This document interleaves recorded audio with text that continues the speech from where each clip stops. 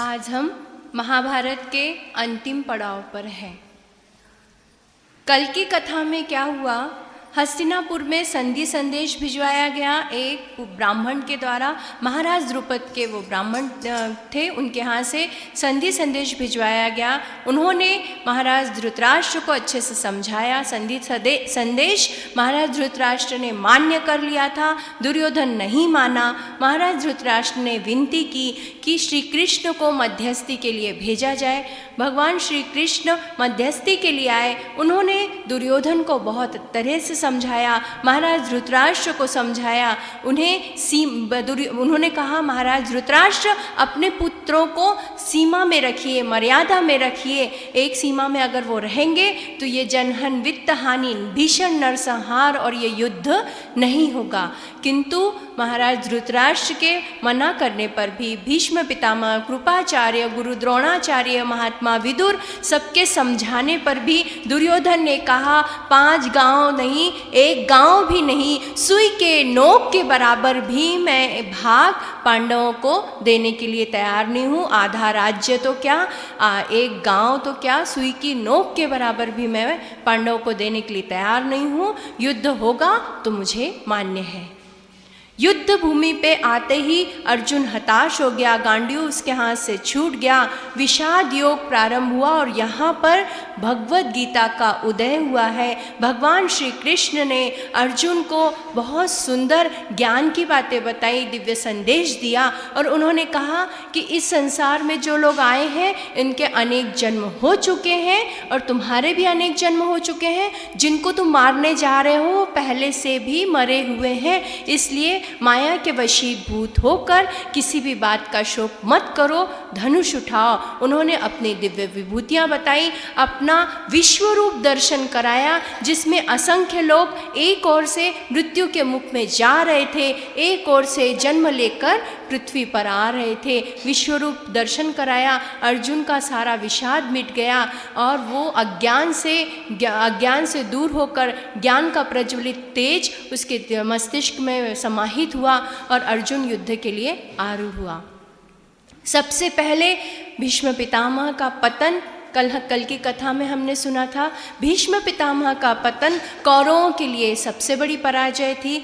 उसके बाद गुरु द्रोण से प्रधान सेनापति बने हैं। भीष्म पितामह के पतन के बाद महाभारत का भीष्म पर्व समाप्त हुआ। गुरु द्रोणाचार्य जब प्रधान सेनापति हुए, वहाँ से द्रोण पर्व प्रारंभ होता है। इस प्रकार महाभारत के 18 पर्व हैं। आखिरी के हम पर्व की कथा सुन रहे हैं। उन्होंने महान चक्रव्यूह की रचना की। चक्रव्यूह का भेद भगवान श्री कृष्ण, अर्जुन, श्री कृष्ण पुत्र प्रद्युम्न और अभिमन्यु को ही ज्ञात था। बाकी किसी को चक्रव्यूह का भेदन का ज्ञान नहीं था। अभिमन्यु अत्यंत छोटी आयु का था, मात्र 16 वर्ष का था। कुछ दिन पूर्व उसका विवाह हुआ था, किंतु अपने सभी पांडवों की रक्षा के लिए, अपने पिताश्री के कार्य के लिए उसने अभिमन्यु ने प्रवेश किया। वीरता से लड़ा। भगवान श्री कृष्ण के मार्गदर्शन में उसने अस्त्र विद्या, शस्त्र विद्या का ज्ञान प्राप्त किया था। वीरता से लड़ा, किंतु अनीति से, कुटिलता से 6 महारथियों ने मिलकर एक साथ असंख्य बाणों के प्रहार किए हैं और उससे वो घायल हो गया। श्वास बाकी थे, उसी समय दुशासन आया और मूर्छित, अर्धमूर्छित अभिमन्यु के सिर पर जोर से गदा का प्रहार किया। रक्त से लहूलुहान हो गया दुशासन की गदा के प्रहार से अभिमन्यु और वहीं उसकी चेतना लुप्त हो गई। एक श्वास में उसने प्रार्थना की है।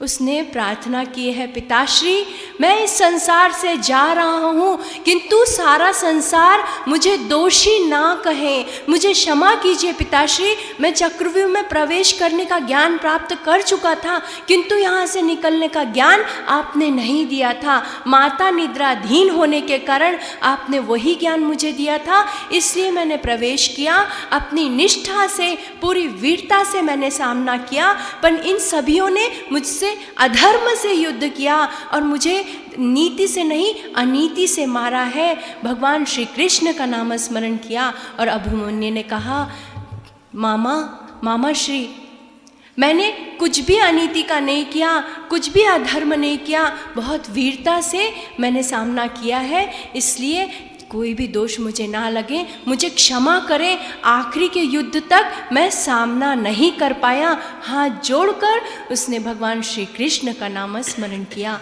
और अभिमन्यु वीर गति को प्राप्त हुआ। मैंने कल के कथा में ये प्रसंग का भी उल्लेख किया था कि भगवान श्री कृष्ण ने ये प्रण लिया था कि वो कोई भी अस्त्र शस्त्र नहीं उठाएंगे और भीष्म पितामह ने भी यह प्रण लिया था कि एक बार भगवान श्री कृष्ण आपको शस्त्र उठाने के लिए मैं विवश अवश्य करूँगा। तो किसी भी प्रकार का कोई मतभेद ना हो। कुछ ग्रंथों में ये लिखा है कि भगवान श्री कृष्ण भीष्म पितामह की ओर सुदर्शन चक्र लेकर दौड़े, और कुछ ग्रंथों में ऐसा लिखा है कि भगवान श्री कृष्ण ने सुदर्शन चक्र नहीं उठाया था, रथ का पहिया वो चक्र के रूप में उठाया था। खैर जो भी हो, सब कुछ ग्रंथों में इस बात का उल्लेख है, कुछ ग्रंथों में इस बात का उल्लेख है कि सुदर्शन चक्र हो सकता है, क्योंकि महाभारत के 1948 अध्याय हैं, 1,00,000 श्लोक है, तो चक्र का अपभ्रंश होकर कुछ लेखकों ने इस बात की विवेचना की है और कुछ लेखकों ने कहा है कि रथ का पहिया। खैर जो भी हो, ये इस बात का उल्लेख मुझे करना आवश्यक था, इसलिए मैंने किया।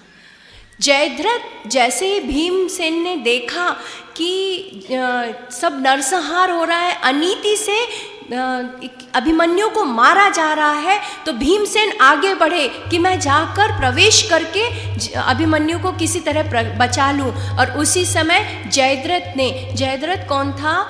दुर्योधन के बहन का पति था, यानी महाराज धृतराष्ट्र का दामाद था, जामाता था। 100 कौरव थे और 100 भाइयों में एक ही बहन थी जिसका नाम था दुशला। दुशला के पति थे सिंधु नरेश जयद्रथ ने भीमसेन को रोकने का प्रयास किया और भीमसेन को रोकने के प्रयास के कारण भीमसेन आगे नहीं बढ़ पाए और अभिमन्यु वीरगति को प्राप्त हुआ।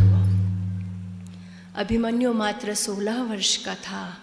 अंतिम श्वास तक उसने अपने बाहुबल, वीरता, पराक्रम से संघर्ष करते हुए इस संसार से विदा ली। सभी ने नियम के विरुद्ध अनेक महारथियों ने मिलकर उसका संहार किया है, उसे धराशाही किया है और इस तरह अभिमन्यु का वध किया गया। प्राणियों का घोर नरसंहार बंद हुआ, सूर्यास्त हो चुका था। अर्जुन संशप्तकों का वध करके वापस आ रहा था। जब संशप्तकों का वध किया और वो वापस आने लगा, उसके हाथ पैर ठंडे पड़ गए, कँपकँपाने लगे और उसने भगवान श्री कृष्ण से कहा, केशव आज बहुत उद्विग्नता है, मन बेचैन है, बहुत ही ऐसी विचलित हो रहा हूँ मैं, धैर्य नहीं है, कुछ ना कुछ अनिष्ट अवश्य हुआ है, मेरा मन बहुत बेचैन है केशव, आज बहुत ही उद्विग्नता से हो रही है, पता नहीं क्या हुआ है।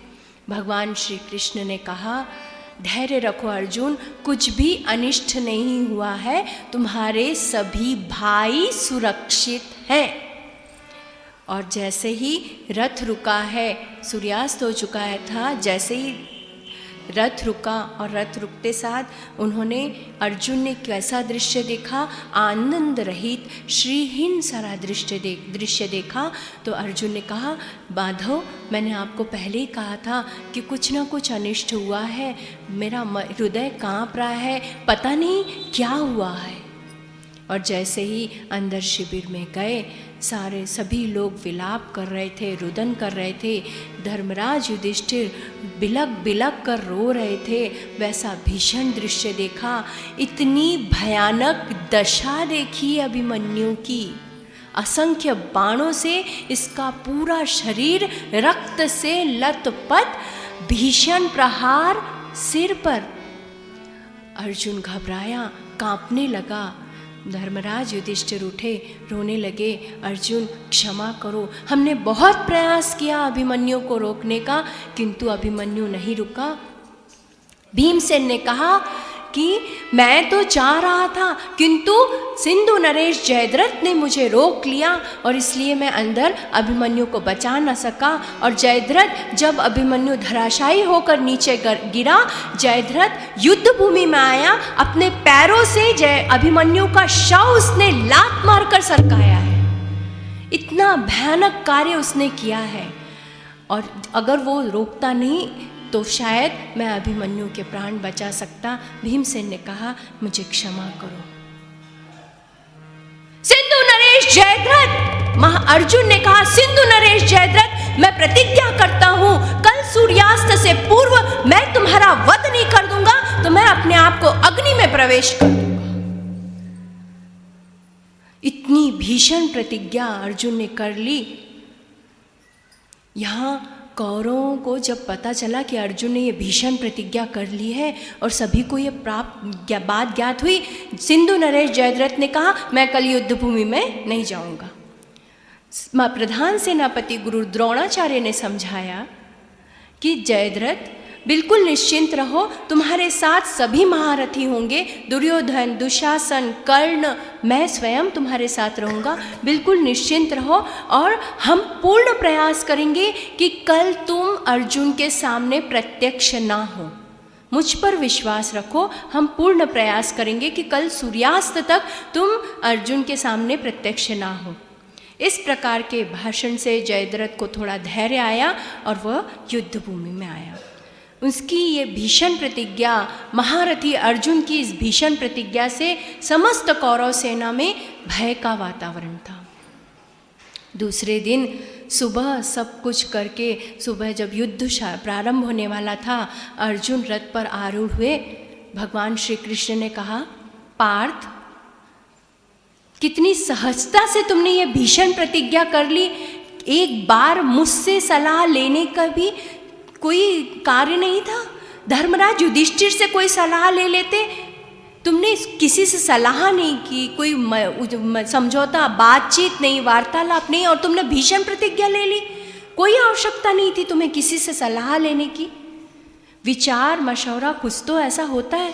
अर्जुन ने कहा कि जयद्रथ का वध, सिंधु नरेश जयद्रथ का वध ही, रोने लगे अर्जुन, सिंधु नरेश जयद्रथ का वध ही अभिमन्यु को मेरी श्रद्धांजलि होगी। उनके वध के बगैर मुझे चैन नहीं आएगा, मेरा मन बहुत अधीर है। और इस प्रकार उन्होंने जब कहा तो समस्त पांडवों की जो वेदना थी, अभिमन्यु के दुख, मरने का, मृत्यु का, वीरगति को प्राप्त होने का जो शोक था, वो वेदना थोड़ी कम हुई। सूर्योदय हुआ, युद्ध प्रारंभ हुआ। गुरु द्रोणाचार्य ने एक विशिष्ट व्यू बनाया है। इतना सशक्त उन्होंने व्यू की रचना की कि जयद्रथ किसी को भी दिखाई नहीं दे रहा था। अर्जुन तो बहुत दूर थे, परंतु बाकी की सभी महारथियों ने जयद्रथ को घेर कर रखा था। शाम होती आई थी, अर्जुन शायद प्रतिज्ञा को भूल गया हो, किंतु भगवान श्री कृष्ण को उनकी प्रतिज्ञा का स्मरण था। और अचानक जयद्रथ दिखाई भी नहीं दिया। कुछ दूर भगवान श्री कृष्ण ने देखा रथ से कि जयद्रथ उस स्थान पर है। और क्या हुआ, सूर्यास्त हो गया, संध्या हो गई। अचानक मेघों ने सूर्य को ढक लिया, और जैसे ही सूर्य को ढक लिया, अर्जुन निराश हो गया, अब मुझे अग्नि में प्रवेश करना पड़ेगा। और जयद्रथ हंसता हुआ, ठहाके लगाता हुआ, अट्टहास करता हुआ सामने आया और उसने कहा, महारथी अर्जुन, तुम हार गए, तुम मेरा वध नहीं कर पाए, अब तुम्हें अग्नि में प्रवेश करना पड़ेगा। उसी क्षण मेघ हट गए, सूर्य प्रज्वलित प्रकाशमान हो गया, और उसी क्षण भगवान श्री कृष्ण ने कहा, अर्जुन, ये देखो सूर्य और ये रहा जयद्रथ, वध करो इसका, अधर्मी का वध करो, किंतु एक बात ध्यान में रखना, इसका सर कटकर भूमि पर ना गिरे। समय व्यर्थ ना करो अर्जुन, बाण चलाओ, वध करो इसका। और उसी क्षण अर्जुन ने बाण चलाया है उसका मस्तक धड़ से अलग किया।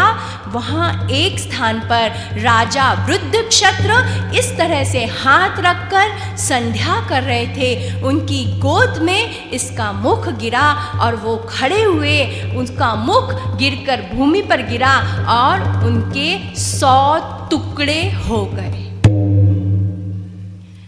ये सिंधु नरेश जयद्रथ कौन था? राजा वृद्धक्षत्र कौन थे? ये विचार चक्र शुरू होता है। तो सिंधु नरेश राजा जयद्रथ महाराज वृद्धक्षत्र के पुत्र थे। जब बहुत दिनों तक उन्हें संतान नहीं हुई, उन्होंने ईश्वर की आराधना की। ईश्वर की आराधना के बाद उन्हें एक पुत्र प्राप्त हुआ, संतान प्राप्त हुई और उसी समय आकाशवाणी हुई कि तुम्हारा पुत्र अत्यंत वीर प्रतापी होगा, किंतु एक वीर क्षत्रिय के द्वारा इसका मस्तक युद्ध भूमि में अलग होगा।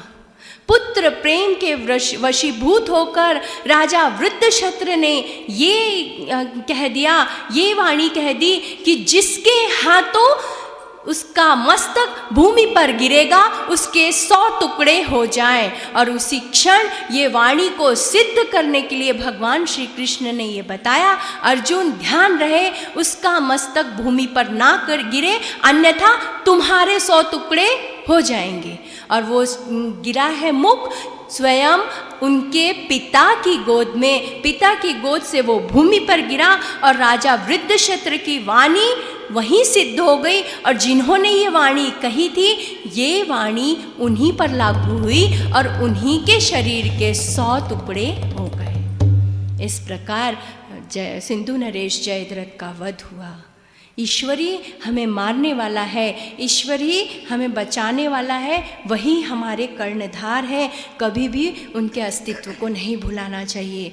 कभी भी सत्संग, भजन, कीर्तन, श्रवण, मनन, चिंतन, ध्यान और नामस्मरण, ये नवविधा भक्ति के 9 भाग बताए गए हैं। इसमें से किसी भी मार्ग पर चलकर हम अगर नाम स्मरण करेंगे तो हमारे जीवन में हमेशा हर श्वास में परमात्मा का साथ रहेगा।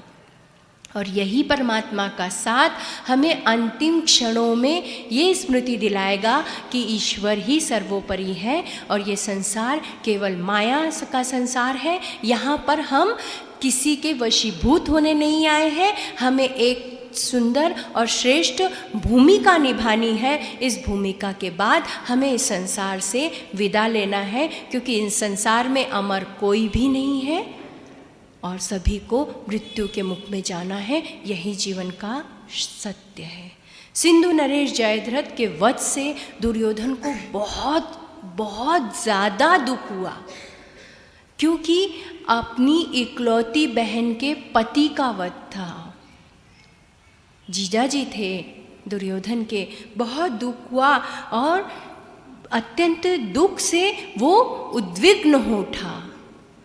महात्मा विदुर ने आकर महाराज धृतराष्ट्र को फिर से समझाया है, भीष्म पितामह का पतन हो चुका है, संपूर्ण विनाश को अभी भी रोकिए, दुर्योधन को समझाइए। दुर्योधन के जन्म के समय इस प्रकार की घटना हुई थी, वो गधे की तरह रैंकने लगा था। गिद्ध, कौवे, चील सब चिल्लाने लगे थे, सब जगह आंधी चलने लगी थी, वनों में आग लग गई थी। इस तरह के अपशकुन हुए।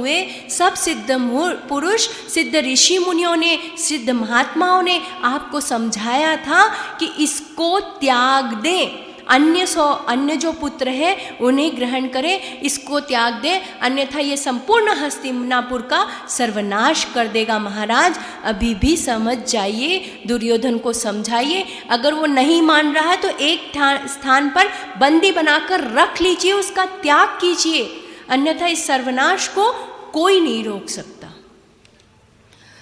महाराज धृतराष्ट्र अत्यंत उद्विग्नता से महात्मा विदुर से कह रहे हैं कि सभी बातें मुझे मान्य हैं, परंतु अब ऐसी परिस्थिति है कि दुर्योधन मेरी कोई भी बात नहीं मानता। अब उससे कोई बात मनवाना मेरी क्षमता के विरुद्ध है।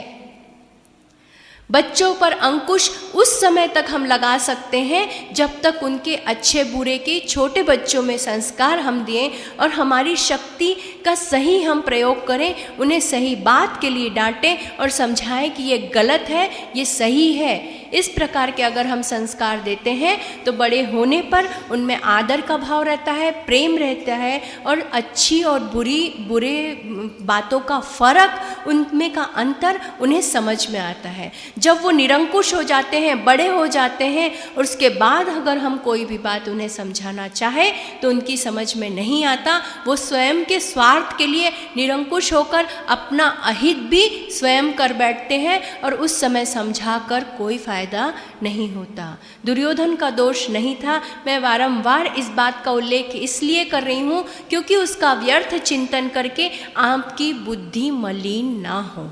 दुर्योधन अत्यंत पापी था, दुरात्मा था, दुराचारी था, अधर्मी था। अनीति के साथ, कुटिलता के साथ, छल कपट के साथ उसने सारे कार्य किए थे। ना पिता का मान किया, ना ऋषि मुनियों का मान किया, ना महात्माओं का मान किया, ना ज्येष्ठों का मान किया है, सभी को अपशब्द कहे।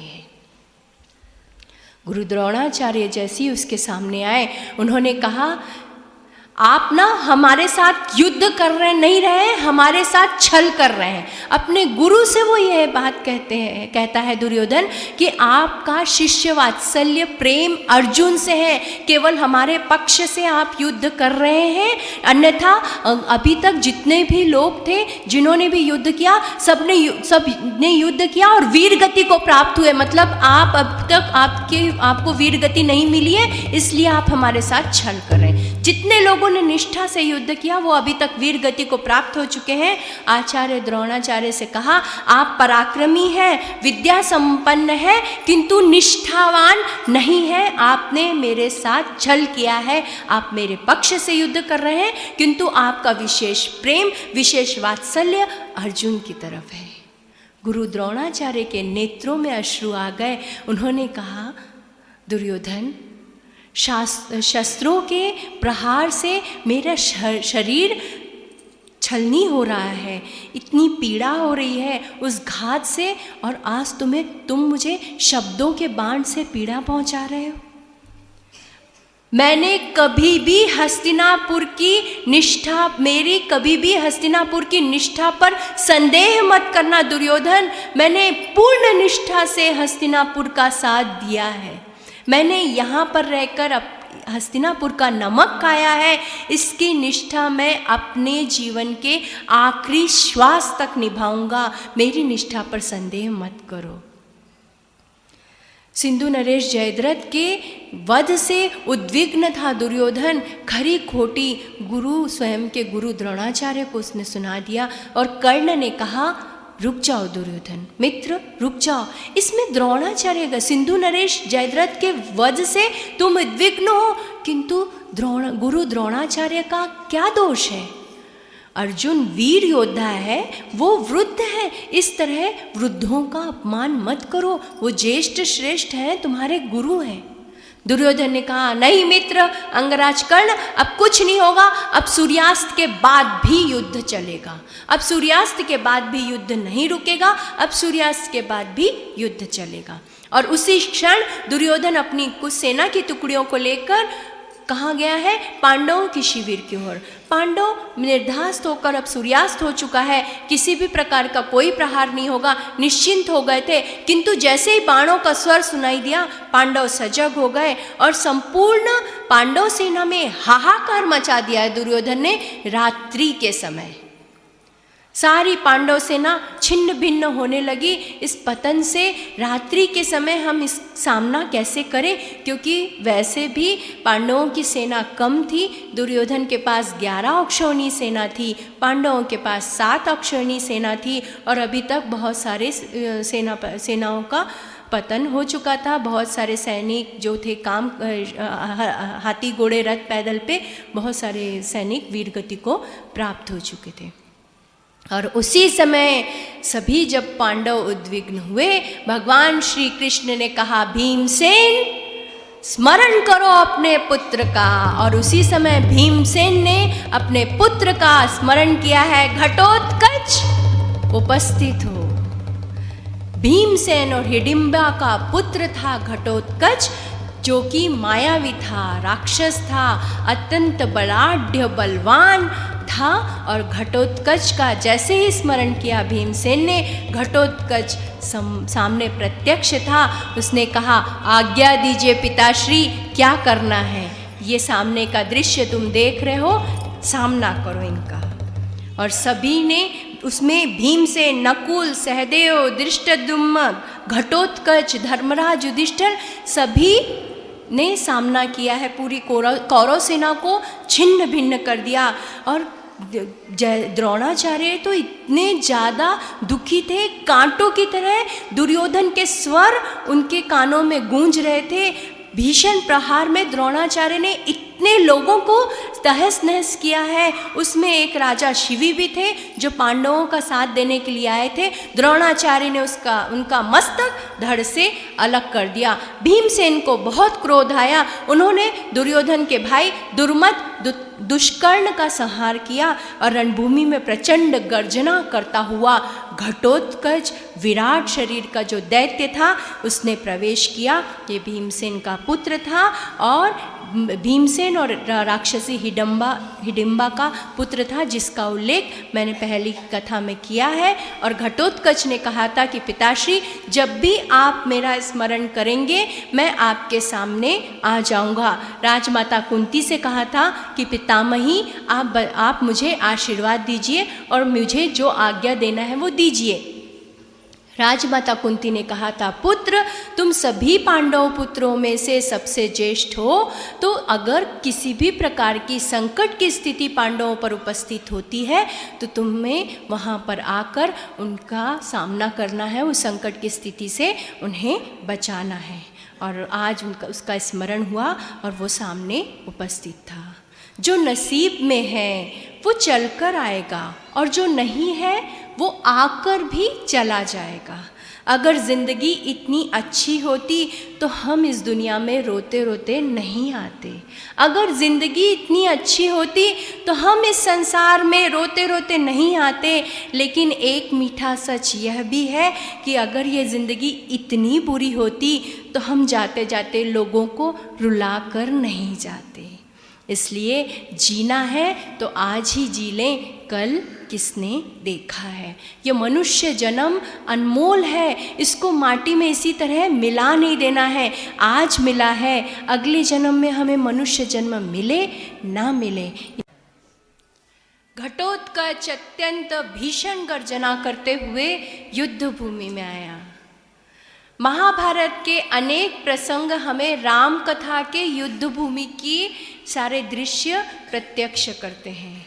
घटोत्कच उसी प्रकार युद्ध भूमि में आया जिस प्रकार महारथी कुंभकर्ण युद्ध भूमि में आए थे। अत्यंत बलाढ्य विशालकाय शरीर था और भगवान श्री राम के सामने जब वो प्रत्यक्ष हुए कुंभकर्ण, उसी प्रकार घटोत्कच वहाँ पर युद्ध भूमि में आया।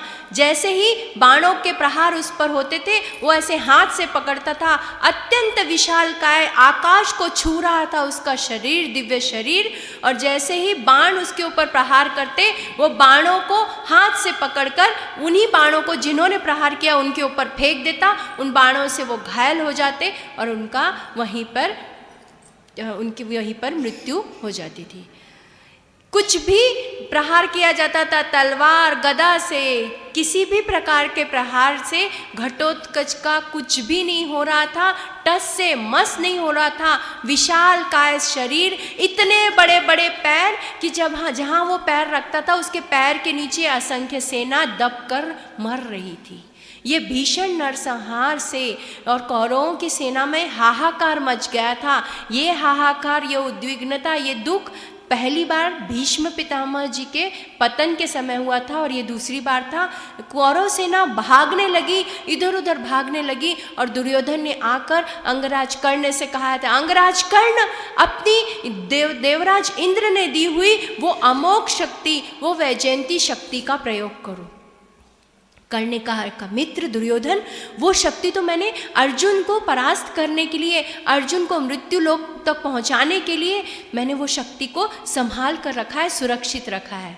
दुर्योधन ने कहा, अंगराज कर्ण, अगर हम आज जीवित रहेंगे तो कल का युद्ध कर पाएंगे।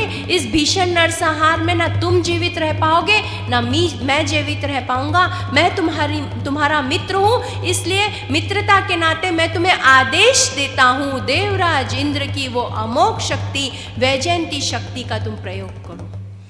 और कर्ण की इच्छा भी ना होते हुए मन मार कर कर्ण ने वो अमोघ दिव्य वैजयंती शक्ति का प्रयोग किया, नामर स्मरण किया देवराजेंद्र का, और अमोघ शक्ति से प्रहार किया। और घटोत्कच बिजली की तरह वो शक्ति घटोत्कच की छाती में लगी, उसके वक्षस्थल पर लगी, और घटोत्कच का विशाल काय शरीर गिरने लगा।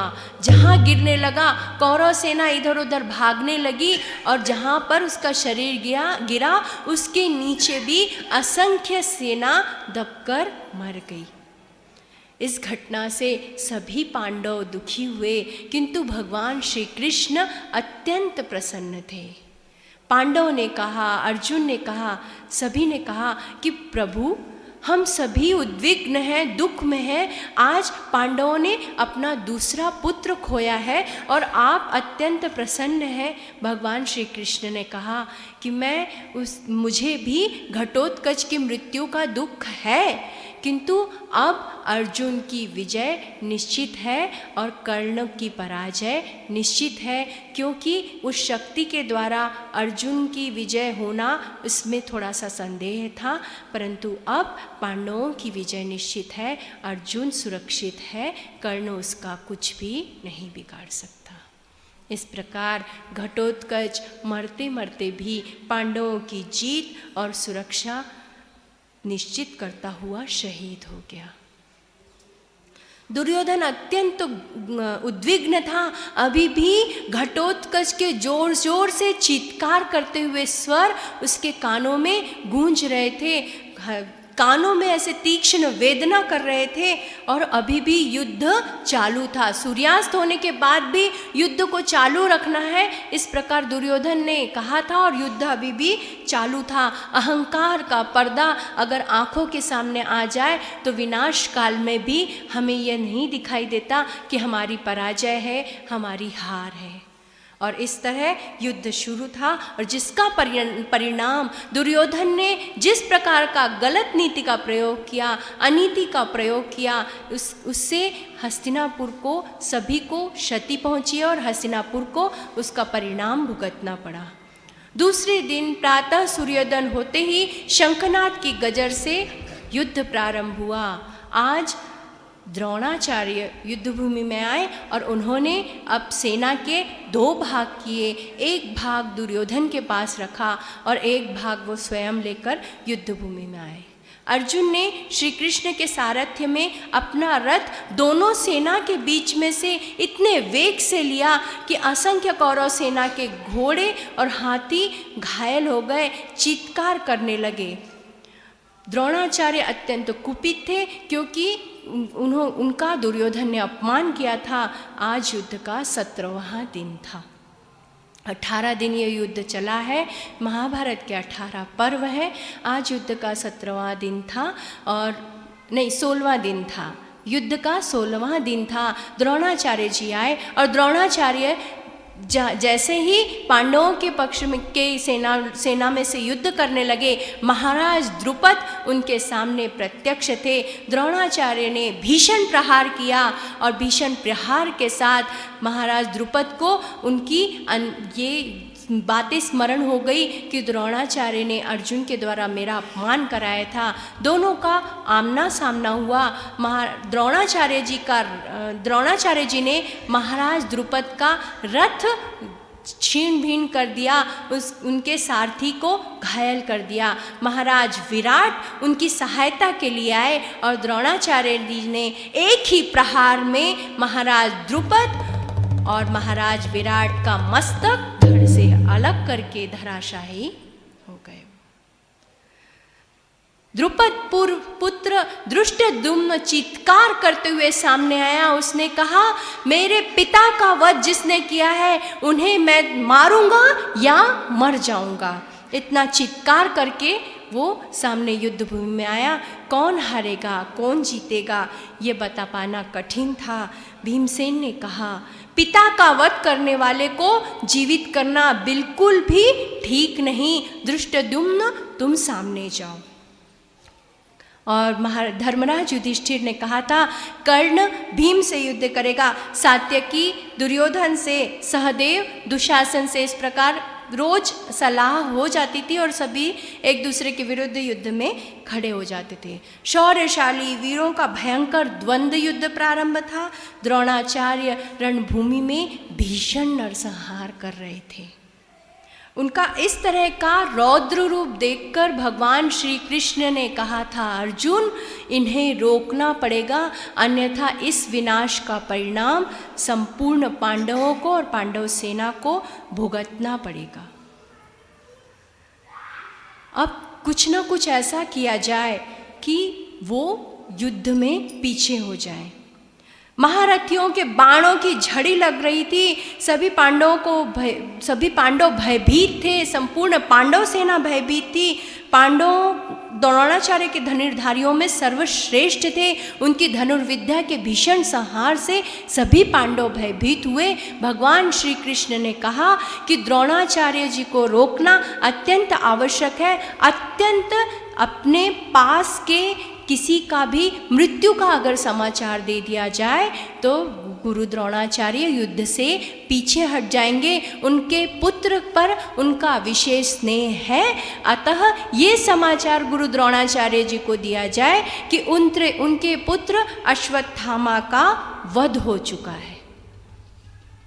और ये समाचार अगर उन्हें दिया जाए तो वो शीघ्र इस बात पर अगर विश्वास कर लें तो वो युद्ध भूमि में अपने शस्त्र डाल देंगे।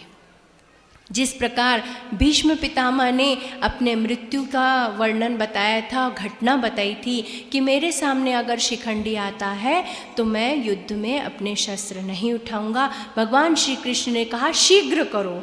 मालवा के राजा इंद्रवर्मा के पास अश्वत्थामा नाम का हाथी था। भीमसेन ने जाकर मालवा के राजा इंद्रवर्मा के हाथी पर प्रहार किया, उसे मार डाला और दौड़ता हुआ गुरु द्रोणाचार्य के पास गया और उसने कहा, गुरु द्रोणाचार्य अश्वत्थामा मारा गया, अश्वत्थामा मारा गया, अश्वत्थामा का वध हो चुका है, उसका प्राणांत हो चुका है। एक क्षण के लिए गुरु द्रोणाचार्य कांप उठे, उनके हाथ पैर ठंडे पड़ गए, किंतु उन्हें अश्वत्थामा की वीरता पर पूर्ण विश्वास था। वो श्रेष्ठ योद्धा है, मेरा पुत्र है, मैंने उसे प्रशिक्षण दिया है। सहसा भीमसेन की बातों पर उन्हें विश्वास नहीं हुआ। चारों ओर से महारथियों के बाणों की झड़ी लग गई। गुरु द्रोणाचार्य जी ने सभी को बाणों से ढक दिया और जितनी सेना आ रही थी उनके ऊपर ब्रह्मास्त्र का प्रयोग किया। ब्रह्मास्त्र के प्रयोग से न जाने कितनी सेना के सर कटकर गिर गए। पृथ्वी में वीरों की लाशें बिछ गईं। जब पृथ्वी पर वीरों की लाशें बिछ गईं, सभी का सफाया कर दिया गुरु द्रोणाचार्य ने। द्रोणाचार्य जी को क्षत्रियों का अंत करने के लिए खड़ा देखकर अग्निदेव को आगे कर ऋषि विश्वामित्र, जमदग्नि, भारद्वाज, गौतम, वशिष्ठ, कश्यप और अत्रि ऋषि, ये 7 ऋषि हैं, सप्तर्षि। ऋषि विश्वामित्र, जमदग्नि, भारद्वाज, गौतम, वशिष्ठ, कश्यप और अत्रि ऋषि उन्हें ब्रह्मलोक ले जाने के लिए वहाँ पर पधारे। उन्होंने महर्षियों ने द्रोणाचार्य जी से कहा, द्रोण हथियार रख दो, अब तुम्हारे जीवन का अंतिम समय है। इस तरह अधर्म का युद्ध मत करो, अब तुम्हारी मृत्यु का समय आ चुका है। तुम अत्यंत क्रूरतापूर्ण कर्म कर रहे हो, इस कर्म का त्याग करो। तुम वेदांगों के विद्वान हो, वेद और वेदांगों के विद्वान हो। तुमने अधर्म के साथ युद्ध किया है, जिन सेनाओं को ब्रह्म विद्या का ज्ञान नहीं था, ब्रह्मास्त्र का ज्ञान नहीं था, उनके ऊपर तुमने ब्रह्मास्त्र का प्रयोग किया है। नीति यही कहती है कि जिसको जिस विद्या का ज्ञान होता है उसके साथ उस शस्त्र का प्रयोग किया जाए, उसके साथ उस प्रकार से युद्ध किया जाए। अगर सामने वाला गदा युद्ध की इच्छा रखता है तो उसके साथ गदा युद्ध किया जाए, धनुर्विद्या का ज्ञान रखता है तो उसके साथ धनुष से युद्ध किया जाए। तुमने अधर्म का साथ दिया, अनीति का साथ दिया है। त्याग दो या अधर्म या अनीति, त्याग दो। अब तुम्हारी मृत्यु का समय आ चुका है। इन शस्त्रों का त्याग करो, अधर्म का त्याग करो। तुम ब्राह्मण हो, तुम ब्राह्मण होकर अनीति के साथ, क्षत्रियों के पक्ष में जो अनीति के साथ है उस क्षत्रिय के साथ तुम युद्ध कर रहे हो, इसका त्याग करो। उस क्षण जब ऋषियों ने ये बातें कही तब उनका रौद्र रूप थोड़ा सा शिथिल हुआ और तब उन्हें भीमसेन के वो वाक्य ध्यान में आए जो भीमसेन ने कहा था कि अश्वत्थामा मारा गया, अश्वत्थामा का वध हो चुका है। गुरु द्रोणाचार्य थोड़े से शिथिल हुए और उन्होंने विचार किया कि एक बार भीमसेन झूठ बोल सकता है किंतु सत्यवादी धर्मराज युधिष्ठिर कभी झूठ नहीं बोल सकते। मुझे शीघ्र धर्मराज युधिष्ठिर के पास जाना चाहिए। श्री कृष्ण को ये बात समझ में आ गई थी। वो धर्मराज युधिष्ठिर के पास पहुँचे और धर्मराज युधिष्ठिर से कहा कि आज आपको एक बात कहनी है। अश्वत्थामा मारा गया। अश्वत्थामा नाम का हाथी, मालवा नरेश का जो हाथी था वो मारा है, किंतु अश्वत्थामा मारा गया। इस वाक्य का प्रयोग आपको गुरु द्रोणाचार्य के सामने करना है। धर्मराज युधिष्ठिर ने कहा ये तो असत्य होगा, ये तो असत्य होगा, ये तो अन्याय होगा। मैं गुरु द्रोण के सामने झूठ नहीं बोल सकता। उन्होंने कहा समाज के कल्याण के लिए, धर्म की प्रतिस्थापना के लिए, अधर्म के विनाश के लिए भ्राताश्री आपको ये झूठ बोलना पड़ेगा, क्योंकि आचार्य द्रोण को समझाना, उनके शस्त्र वो त्याग दे, उनको समझाना या उनको संभालना अब पांडव सेना के लिए कठिन है। इसलिए नीति के लिए, समाज के कल्याण के लिए और उनके भी कल्याण के लिए आपको ये झूठ बोलना पड़ेगा। और वैसे भी आप ये बोलने के बाद ये कह देना कि वो हाथी था, आपका पुत्र नहीं। गुरु द्रोणाचार्य ने बचपन से धर्मराज युधिष्ठिर को देखा था। सत्य पर निहित एक जीवन भर धर्मराज युधिष्ठिर ने कभी भी नींद में भी असत्य नहीं कहा था। स्वप्न में भी धर्मराज युधिष्ठिर ने कभी असत्य नहीं कहा था। उनके सत्य पर गुरु द्रोणाचार्य को पूर्ण विश्वास था। गुरु द्रोणाचार्य धर्मराज युधिष्ठिर के पास गए और उन्होंने कहा, पुत्र युधिष्ठिर सत्य कहना, मेरा पुत्र अश्वत्थामा मारा गया। धर्मराज युधिष्ठिर ने कहा, अश्वत्थामा मारा गया। उसी समय जोरों के स्वर हुए हैं और उन्होंने कहा, आपका पुत्र नहीं किंतु वो हाथी था। नर अथवा कुंजर, संस्कृत में ये कुंजर हाथी को कहा जाता है, नर अथवा कुंजर। अभी तक धर्मराज युधिष्ठिर का रथ 5 उंगल पृथ्वी से ऊपर रहता था और जिस क्षण धर्मराज युधिष्ठिर ने ये सत्य कहा, उनका रथ जमीन पर आ गया। पूर्ण जीवन में उन्होंने केवल एक ही बार असत्य कहा था। जैसे ही धर्मराज युधिष्ठिर ने ये बात कही, गुरु द्रोणाचार्य को पूर्ण विश्वास हो गया कि मेरा पुत्र मारा गया है। पुत्र शोक में वो द्विग्न हो गए और वो स्वयं को पांडवों का अपराधी मानने लगे। चित्त व्याकुल हो गया, जीने का कोई अर्थ नहीं दिखाई दिया। उन्हें ऐसा लगा जैसे अश्वत्थामा के बिना वो जीवित नहीं रह पाएंगे। जिस प्रकार जल के बिना मछली उद्विग्न हो जाती है, बेचैन हो जाती है, तड़पती हुई रहती है, उसी प्रकार गुरु द्रोणाचार्य उद्विग्न हो गए। उन्होंने धनुष धनुष नीचे रख दिया, पूरी तरह से टूट चुके थे। राजा द्रुपद ने द्रोणाचार्य द्वारा किए हुए अपमान का बदला लेने के लिए अग्निदेव से प्रार्थना की थी, देवताओं की तपस्या की थी कि मुझे द्रोणाचार्य का नाश करने वाला पुत्र चाहिए। और धृष्टद्युम्न ने जब देखा है आचार्य द्रोण उद्विग्न है, उस अवसर का लाभ उठाने के लिए उसने धावा बोला है। सफलता की पोशाक कभी तैयार नहीं मिलती, सफलता की पोशाक कभी तैयार नहीं मिलती, इसे बनाने के लिए मेहनत का हुनर चाहिए।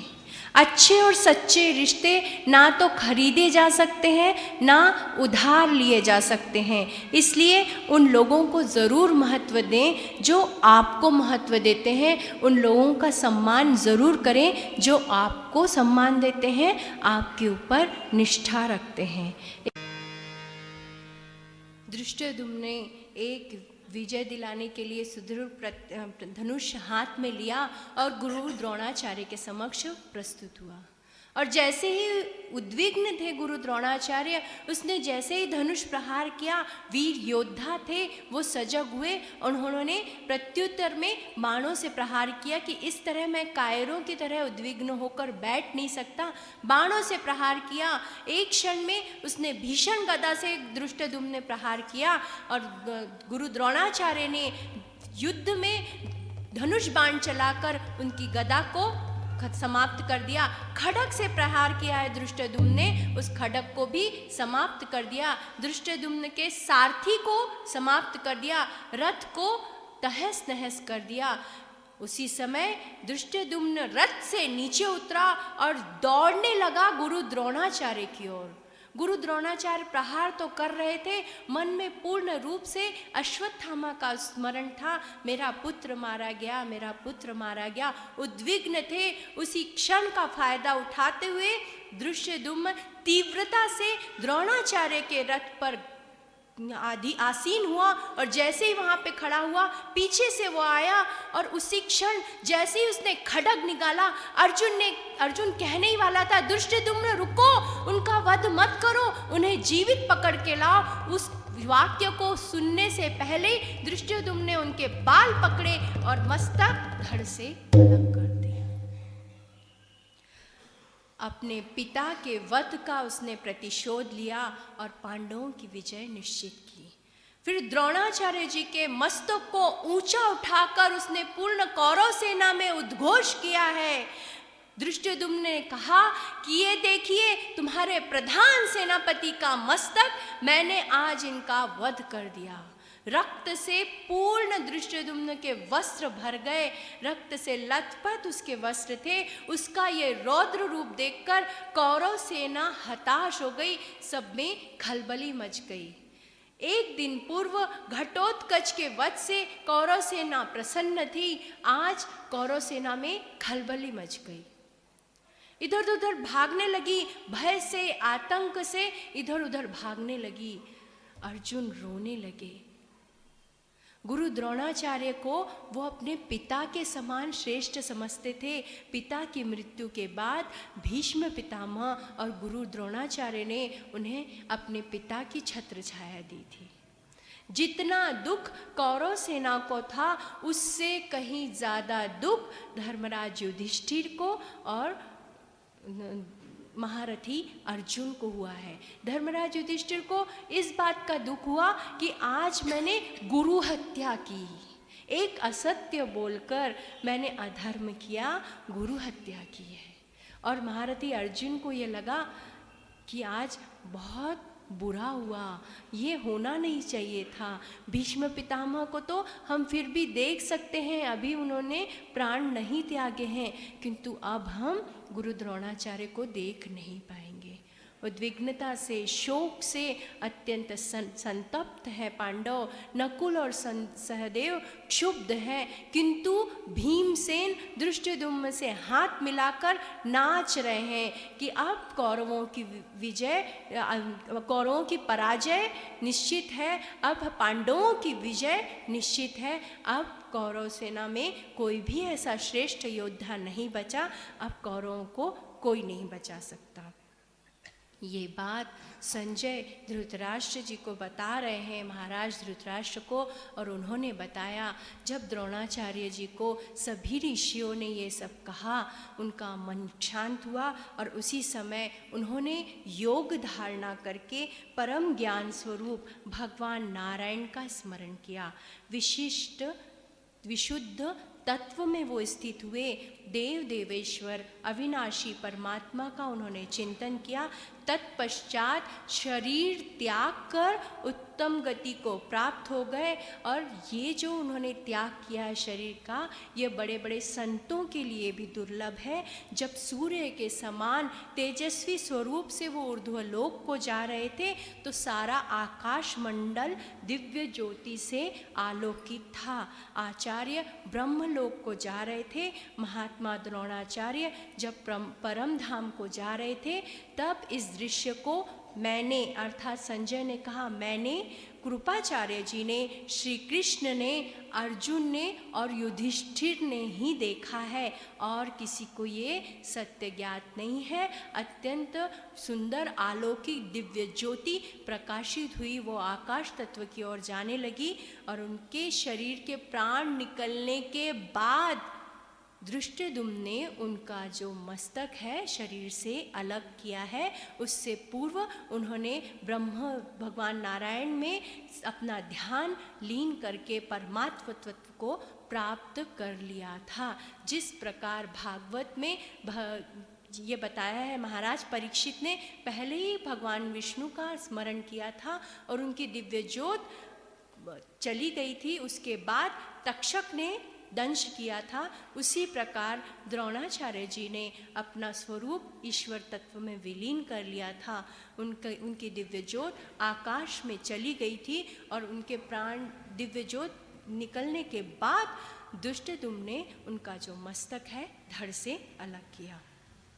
आज पुनः एक महान योद्धा ने अपना बलिदान दिया और पूर्ण निष्ठा से मातृभूमि का ऋण चुकाया। दुर्योधन पर पुनः वज्राघात हुआ, जैसे मानो उसके प्राण निकल गए हों। उसे ये लग रहा था भीष्म पितामह के बाद गुरु द्रोणाचार्य के कारण निश्चित ही हम युद्ध जीत सकते हैं। और ये सभी बातों से अश्वत्थामा, गुरुपुत्र अश्वत्थामा अनभिज्ञ था। उसे अभी ये अनुभव हुआ, ऐसा एहसास हुआ कि आज कुछ तो अनिष्ट हुआ है। जैसे ही वो कौरव सेना से जाने लगा, कौरव सेना दुख से पीड़ित है, इधर उधर भाग रही है, तो उसे ऐसा लगा कहीं दुर्योधन के साथ तो कुछ अनिष्ट नहीं हुआ। जैसे ही वो शीघ्रता से गया है, दुर्योधन सकुशल था। दुर्योधन को सकुशल देखकर उसे थोड़ा आनंद हुआ। उसने दुर्योधन से पूछा, मित्र क्या हुआ, सारी कौरव सेना इतनी दुखी क्यों है? दुर्योधन रोने लगा, उसके मुख से वाचा भी नहीं निकली। और उसी समय राजपुरोहित कृपाचार्य जी ने उन्हें सारी सत्य घटना बताई। उन्हें उनके कंधे पर हाथ रखकर स्पर्श किया और उन्होंने बताया कि पुत्र, आज गुरु द्रोणाचार्य ने यानी तुम्हारे पिताश्री ने अत्यंत वीरता से युद्ध किया। वो महान योद्धा थे, किंतु धर्मराज युधिष्ठिर ने एक असत्य कहा कि तुम्हारा पुत्र आपका पुत्र अश्वत्थामा मारा गया है। उस पुत्र दुख के शोक से उद्विग्न होकर उन्होंने शस्त्र रख दिए और महाराज द्रुपद के पुत्र दृष्टद्युम्न ने उनका मस्तक धड़ से अलग कर दिया। जैसे ही जब ये सब बताया, उन्होंने बताया कि भीमसेन पहले आया था तुम्हारी मृत्यु का समाचार लेकर गुरु द्रोणाचार्य जी के पास, किंतु गुरु द्रोणाचार्य जी ने सहसा उसकी बातों पर विश्वास नहीं किया। जब सत्य में निष्ठित धर्मराज युधिष्ठिर ने ये बात कही कि आपका पुत्र मारा गया है, और उसके बाद नर अथवा कुंजर इस शब्द का भी उन्होंने प्रयोग किया, तब वो द्विग्न हो गए और उन्होंने शस्त्र रख दिए। आज अगर ये असत्य उनके सामने नहीं आता तो शायद उन्हें मार पाना असंभव था। अश्वत्थामा को बहुत ग्लानि हुई, शोक हुआ। उसने कहा, अगर मेरे पिता एक वीर योद्धा की तरह युद्ध भूमि में मरते तो मुझे किसी भी प्रकार का दुख नहीं होता, किंतु इन्हें अनीति से मारा गया है। उन्होंने कहा, मैं धृष्टद्युम्न और युधिष्ठिर इन दोनों को कभी नहीं छोड़ूंगा, इनके कारण इनके पापों का फल इन्हें अवश्य भोगना पड़ेगा, पर मैं मात्र धृष्टद्युम्न के वध के बिना अपने प्राण नहीं छोड़ूंगा। मेरे पिता ने मुझे शौर्य, धैर्य, अस्त्र शस्त्र सभी बातों का ज्ञान किया, किंतु एक पुत्र अपने पिता के आनंद का कारण होता है। आज मेरे समाचार के कारण आज मैं अपने पिता के मृत्यु का कारण बना, इससे बड़ी दुख की बात मेरे लिए और कुछ भी नहीं है। उसी क्षण अश्वत्थामा ने नारायणास्त्र छोड़ा है, और जैसे ही नारायणास्त्र छोड़ा, भगवान श्री कृष्ण ने संपूर्ण पांडवों को और पांडव सेना को कहा, अत्यंत शांति से हाथ जोड़ लो और प्रणाम करो, अपने आप ये शस्त्र शांत हो जाएगा। वो सभी को सावधान किया और नारायणास्त्र को सभी ने, पांडव सेना ने और पांडवों ने नतमस्तक होकर हाँ प्रणाम किया, और उसी समय वो अस्त्र शांत हो गया। गुरु द्रोणाचार्य का वध कौरवों पर एक भयानक प्रहार था। कर्ण, अश्वत्थामा और शल्य, अब इन तीनों पर ही दुर्योधन की आशा केंद्रित थी। आपस में सलाह की गई किसे अब प्रधान सेनापति बनाया जाए। सभी का विचार विमर्श हुआ। सभी राजाओं के साथ विचार विमर्श होने पर अश्वत्थामा ने कहा कि निष्ठा, शक्ति, सामर्थ्य, साधनों की विपुलता से विजय प्राप्त की जा सकती है। सभी में सक्षम अंगराज कर्ण है, इसलिए अब प्रधान सेनापति महारथी कर्ण को ही बनाया जाए, क्योंकि मनोधैर्य, महाशक्ति और धनुर्विद्या में पारंगत केवल अंगराज कर्ण है। दुर्योधन के मन की बात जैसे गुरुपुत्र अश्वत्थामा ने कह दी हो। दुर्योधन ने कहा, आप ठीक कहते हैं, और इस प्रकार उन्होंने कहा, महारथी कर्ण, मुझे तुम पर अटूट विश्वास है। भीष्म पितामह, गुरु द्रोणाचार्य तो पक्षपाती थे, वो युद्ध मेरी तरफ से कर रहे थे, किंतु वो पांडवों के प्रति प्रेम रखते थे, वो दोनों पक्षपाती थी। अब भीष्म पितामह शरशैया पे है, गुरु द्रोणाचार्य ने पूर्ण निष्ठा के साथ युद्ध किया, किंतु फिर भी दुर्योधन के मन में यह कुविचार था कि दोनों पक्षपाती थे। महारथी कर्ण, अब तुम निष्पक्ष होकर युद्ध करोगे, मुझे मालूम है कि तुम्हारी पूर्ण निष्ठा मेरी ओर से है, अतः अब अर्जुन का एक बार वध हो गया तो अन्य पांडवों को तो कोई भी राजा मार सकता है। कपट द्वारा वध किया गया है इन दोनों का, अनीति से मारा गया है गुरु द्रोणाचार्य को, अतः जिन पांडवों की ऐसी नीति है उनको तुम पराजित करोगे, कल तुम प्रधान सेनापति होगे।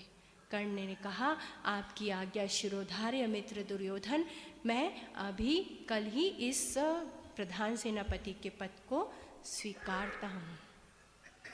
अहंकार विरहित नम्रता, ये सभी गुणों से ज़्यादा मौल्यवान होती है। अहंकार से विरहित नम्रता होनी चाहिए। जहाँ हम नम्र हैं, जहाँ पर हमारे जीवन में अहंकार नहीं है, तभी वो मौल्यवान है। और ये मौल्यवान नम्रता जिसके पास है, वो कितने भी बलवान स्पर्धक उनके सामने क्यों ना हो, वो जीत सकते हैं, उस संघर्ष में यशस्वी हो सकते हैं। इसलिए अहंकार विरहित नम्रता सभी के जीवन में रहनी चाहिए, तभी हम जीवन में यशस्वी हो सकते हैं। कर्ण को प्रधान सेनापति बनाया गया, और प्रधान सेनापति बनने के बाद उसे इस बात का एहसास हुआ कि वो बहुत बड़ी जिम्मेदारी उनके मित्र दुर्योधन ने उसे सौंपी है। रात्रि समाप्त होने से पूर्व ही कर्ण अपने सभी सैनिकों को लेकर युद्ध भूमि में आया, और उसने कल की पूर्ण रचना, जो व्यूह रचना होने वाली है, किस प्रकार से युद्ध में किस प्रकार के पराक्रमी वीर योद्धा बाकी के सेनापति खड़े होंगे, किस प्रकार से तैयार होंगे, सजग होंगे, ये सारी सूचनाएं दे दी। राजपुरोहित कृपाचार्य जी ने अभिमंत्रित जल कर्ण पर छिड़क कर कर्ण का प्रधान सेनापति के रूप में अभिषेक किया। सूर्यपुत्र कर्ण भारदस्त व्यक्तित्व था। पानीदार आंखें, विशाल वक्षस्थल, प्रखर तेजस्वी पुरुष था। भारदस्त व्यक्तित्व था कर्ण। कौरव सेना में वो हीरे के जैसा प्रकाशित हो रहा था। कौरव सेना में जब कर्ण ने प्रवेश किया तो कौरव सेना में एक नई चेतना जागृत हो गई। उसने मकराकार व्यू रचना की, अद्वितीय मकराकार व्यू रचना की, जिसमें शकुनी, अश्वत्थामा, दुर्योधन और महाराज शल्व इतने सारे योद्धा थे और कर्ण था। सूर्योदय होते ही धर्मराज युधिष्ठिर की दृष्टि वो मकराकार व्यू रचना पर पड़ी तो उन्होंने अर्जुन से कहा, अर्जुन, कौरवों की व्यू रचना तो अद्भुत है और कर्ण की ये व्यू रचना है, अद्वितीय योद्धा है, इसकी पराजय ही हमारी विजय निश्चित कर सकती है। कर्ण का वध ही हमें विजयी बना सकता है।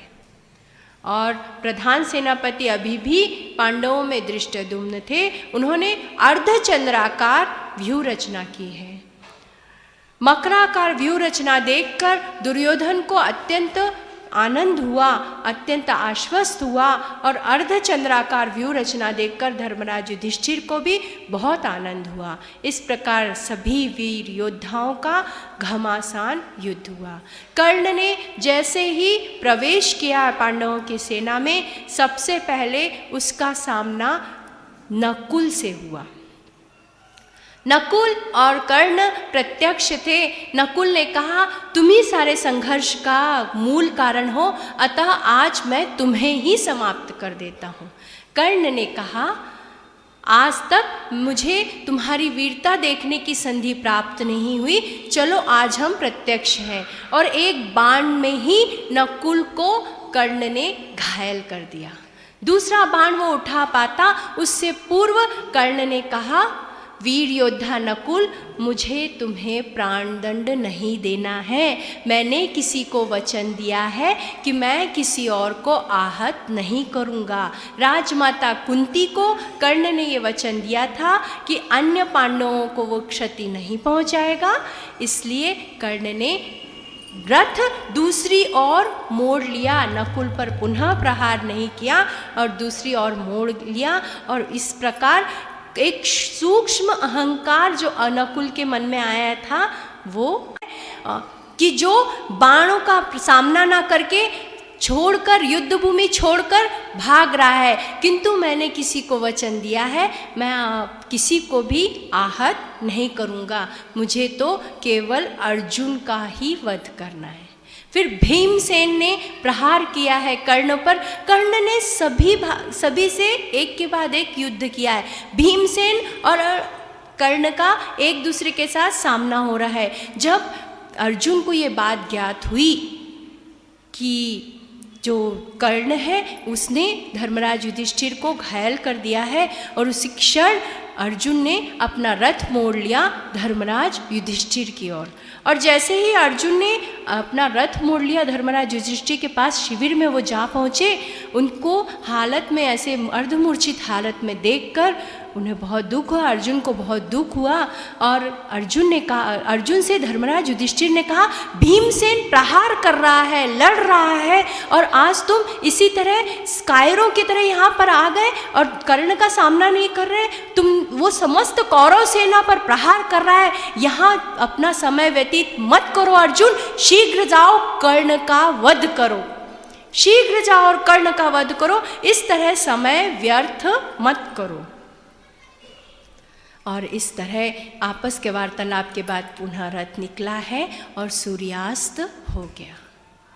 दूसरे दिन पुनः उसी प्रकार की रचना थी। कर्ण ने दुर्योधन से कहा, मित्र दुर्योधन, आज मैं अर्जुन के सामने आऊँगा। कल मैंने बहुत प्रयास किया, किंतु धर्मराज युधिष्ठिर, भीम और नकुल से मेरा सामना हुआ और मैं अर्जुन से प्रत्यक्ष ना हो पाया। आज मैं अर्जुन से सामना करूँगा, या तो मैं मरूँगा या अर्जुन का वध होगा। इन दोनों में से एक बात होगी, क्योंकि मैंने देवराज इंद्र द्वारा प्रदत्त वो अमोघ वैजयंती शक्ति का प्रयोग वीर घटोत्कच के लिए किया है, इसलिए अब मैं शक्तिहीन हूँ। किंतु फिर भी वीरता से मैं सामना करूँगा। किंतु मेरी एक विनती है, जिस प्रकार अर्जुन के सारथी भगवान श्री कृष्ण हैं, उसी प्रकार मुझे भी एक अच्छे सारथी की आवश्यकता है। अगर पांडवों के मामा थे महाराज शाल्व, माद्री जो थी छोटी माता नकुल और सहदेव की माता जो थी माद्री, उनके भाई थे मद्र नरेश थे महाराज शाल्व, पांडवों के मामा थे। अगर महाराज शाल्व मेरे रथ का सारथ्य करते हैं तो मैं अत्यंत वीरता से अर्जुन का सामना कर पाऊंगा। किंतु वो ये बात सहज मानेंगे कि नहीं, मुझे थोड़ा सा संदेह है। अतः मेरी अगर ये बात स्वीकार वो करते हैं, वो अगर रथ का सारथ्य करेंगे तो निश्चित ही मेरी विजय निश्चित है। दुर्योधन ने कहा कि मैं अभी जाकर महाराज शाल्व से मिलता हूँ, महाराज शल्य से मिलता हूँ। महाराज शल्य से वो मिलने के लिए गए। महाराज शल्य को बहुत आश्चर्य हुआ कि दुर्योधन अत्यंत सुबह सुबह कैसे आ गए। महाराज शल्य से दुर्योधन ने प्रार्थना की कि आज कर्ण के रथ का सारथ्य आप करें। महाराज शल्य को बहुत क्रोध आया। महाराज शल्य ने कहा कि मैं क्षत्रिय हूँ, मैं सूत पुत्र कर्ण के रथ का सारथ्य करने के लिए नहीं आया हूँ। घोड़ों को संभालना ये मेरा काम नहीं है। कि अगर मुझे घोड़ों को संभालने की सारथी ही मुझे बनाना था तो मुझे युद्धभूमि से वापस भेज देते। इतना निकृष्ट काम तो मुझे दे रहे हो। मैं क्षत्रिय हूँ, एक सूत पुत्र के रथ का सारथ्य मुझे नहीं करना है।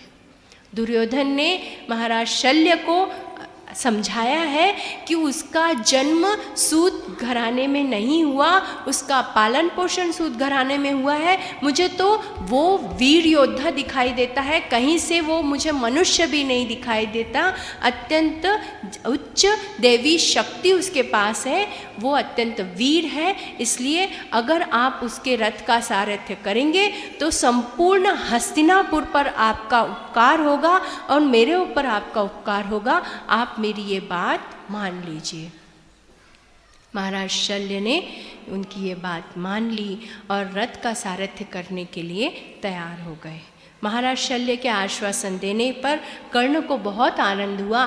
कर्ण ने कहा था कि अगर महाराज शल्य को समझाने में समय लगे तो मैं आज उनकी प्रतीक्षा करूंगा, किंतु जिस प्रकार श्री कृष्ण अर्जुन के उत्तम सारथी हैं उसी प्रकार का उत्तम सारथी मुझे चाहिए। जैसे ही महाराज शल्य युद्ध भूमि में वो वीर योद्धा का स्थान त्याग कर रथ का सारथ्य करने के लिए तैयार हो गए, कर्ण ने प्रणाम करके उनके चरणों की धूल अपने मस्तक से लगा ली।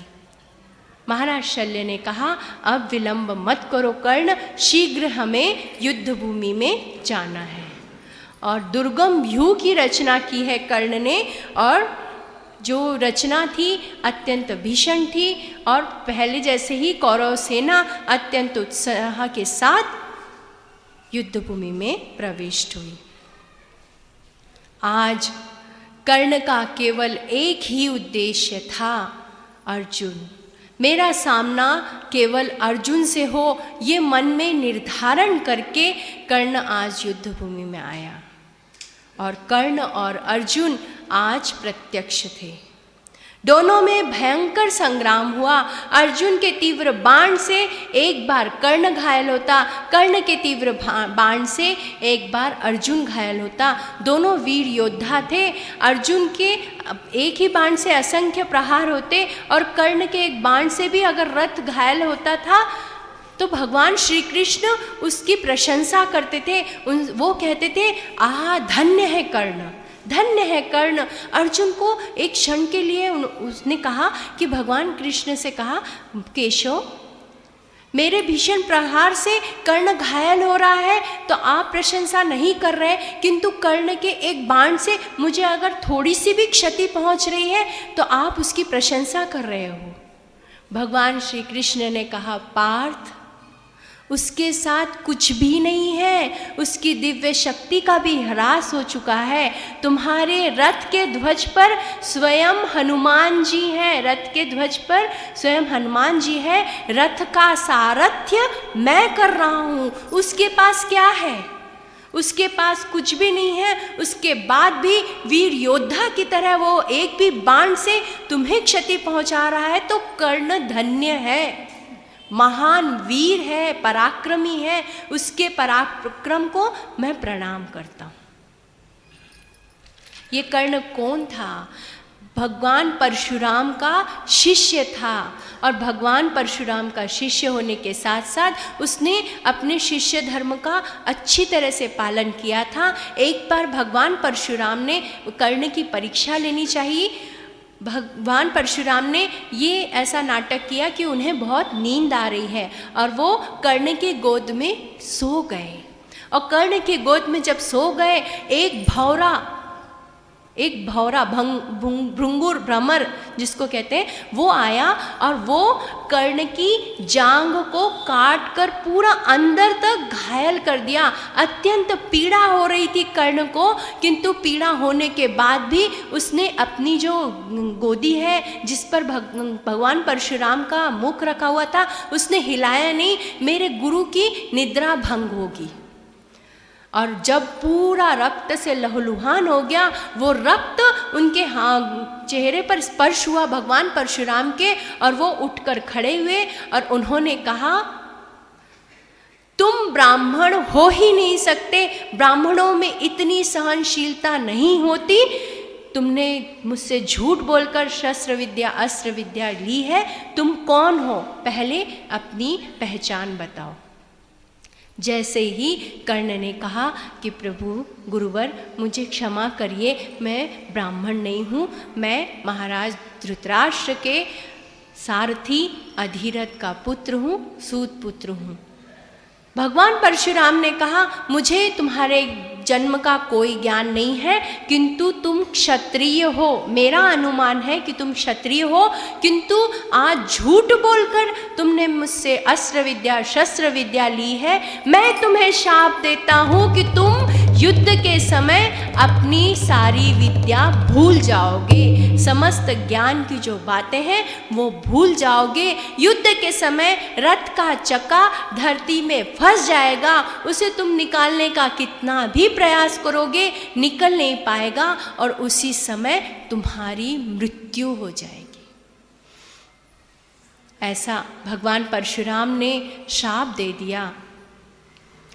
वीर योद्धा कर्ण ने शिरोधार्य किया और वो युद्ध भूमि में आया। अत्यंत वीरता से वो अर्जुन का सामना कर रहा था। अचानक रथ का पहिया निकल गया, रथ का संतुलन बिगड़ गया। महाराज शल्य ने कहा, कर्ण रथ से उतरकर पहले रथ का पहिया निकालो, अन्यथा रथ का संतुलन बिगड़ जाएगा।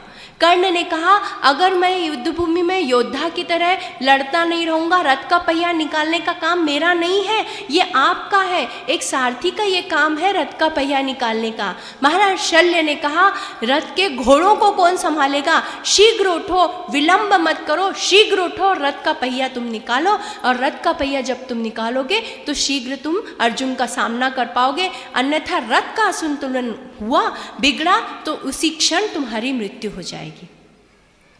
कर्ण शस्त्र निकालकर नीचे उतरा, रथ का पहिया निकालने लगा। भगवान श्री कृष्ण ने कहा, अर्जुन विलंब मत करो, बाण चलाओ। कर्ण ने कहा, ये अधर्म है, अर्जुन रुक जाओ, मैं अभी युद्ध नहीं कर रहा, ये अनीति है, ये अधर्म है, तुम बाण नहीं चला सकते, मैं तुम्हारा सामना नहीं कर रहा हूँ, मैं रथ का पहिया निकाल रहा हूँ। भगवान श्री कृष्ण ने कहा, कर्ण तुम मुझे नीति की बातें बता रहे हो?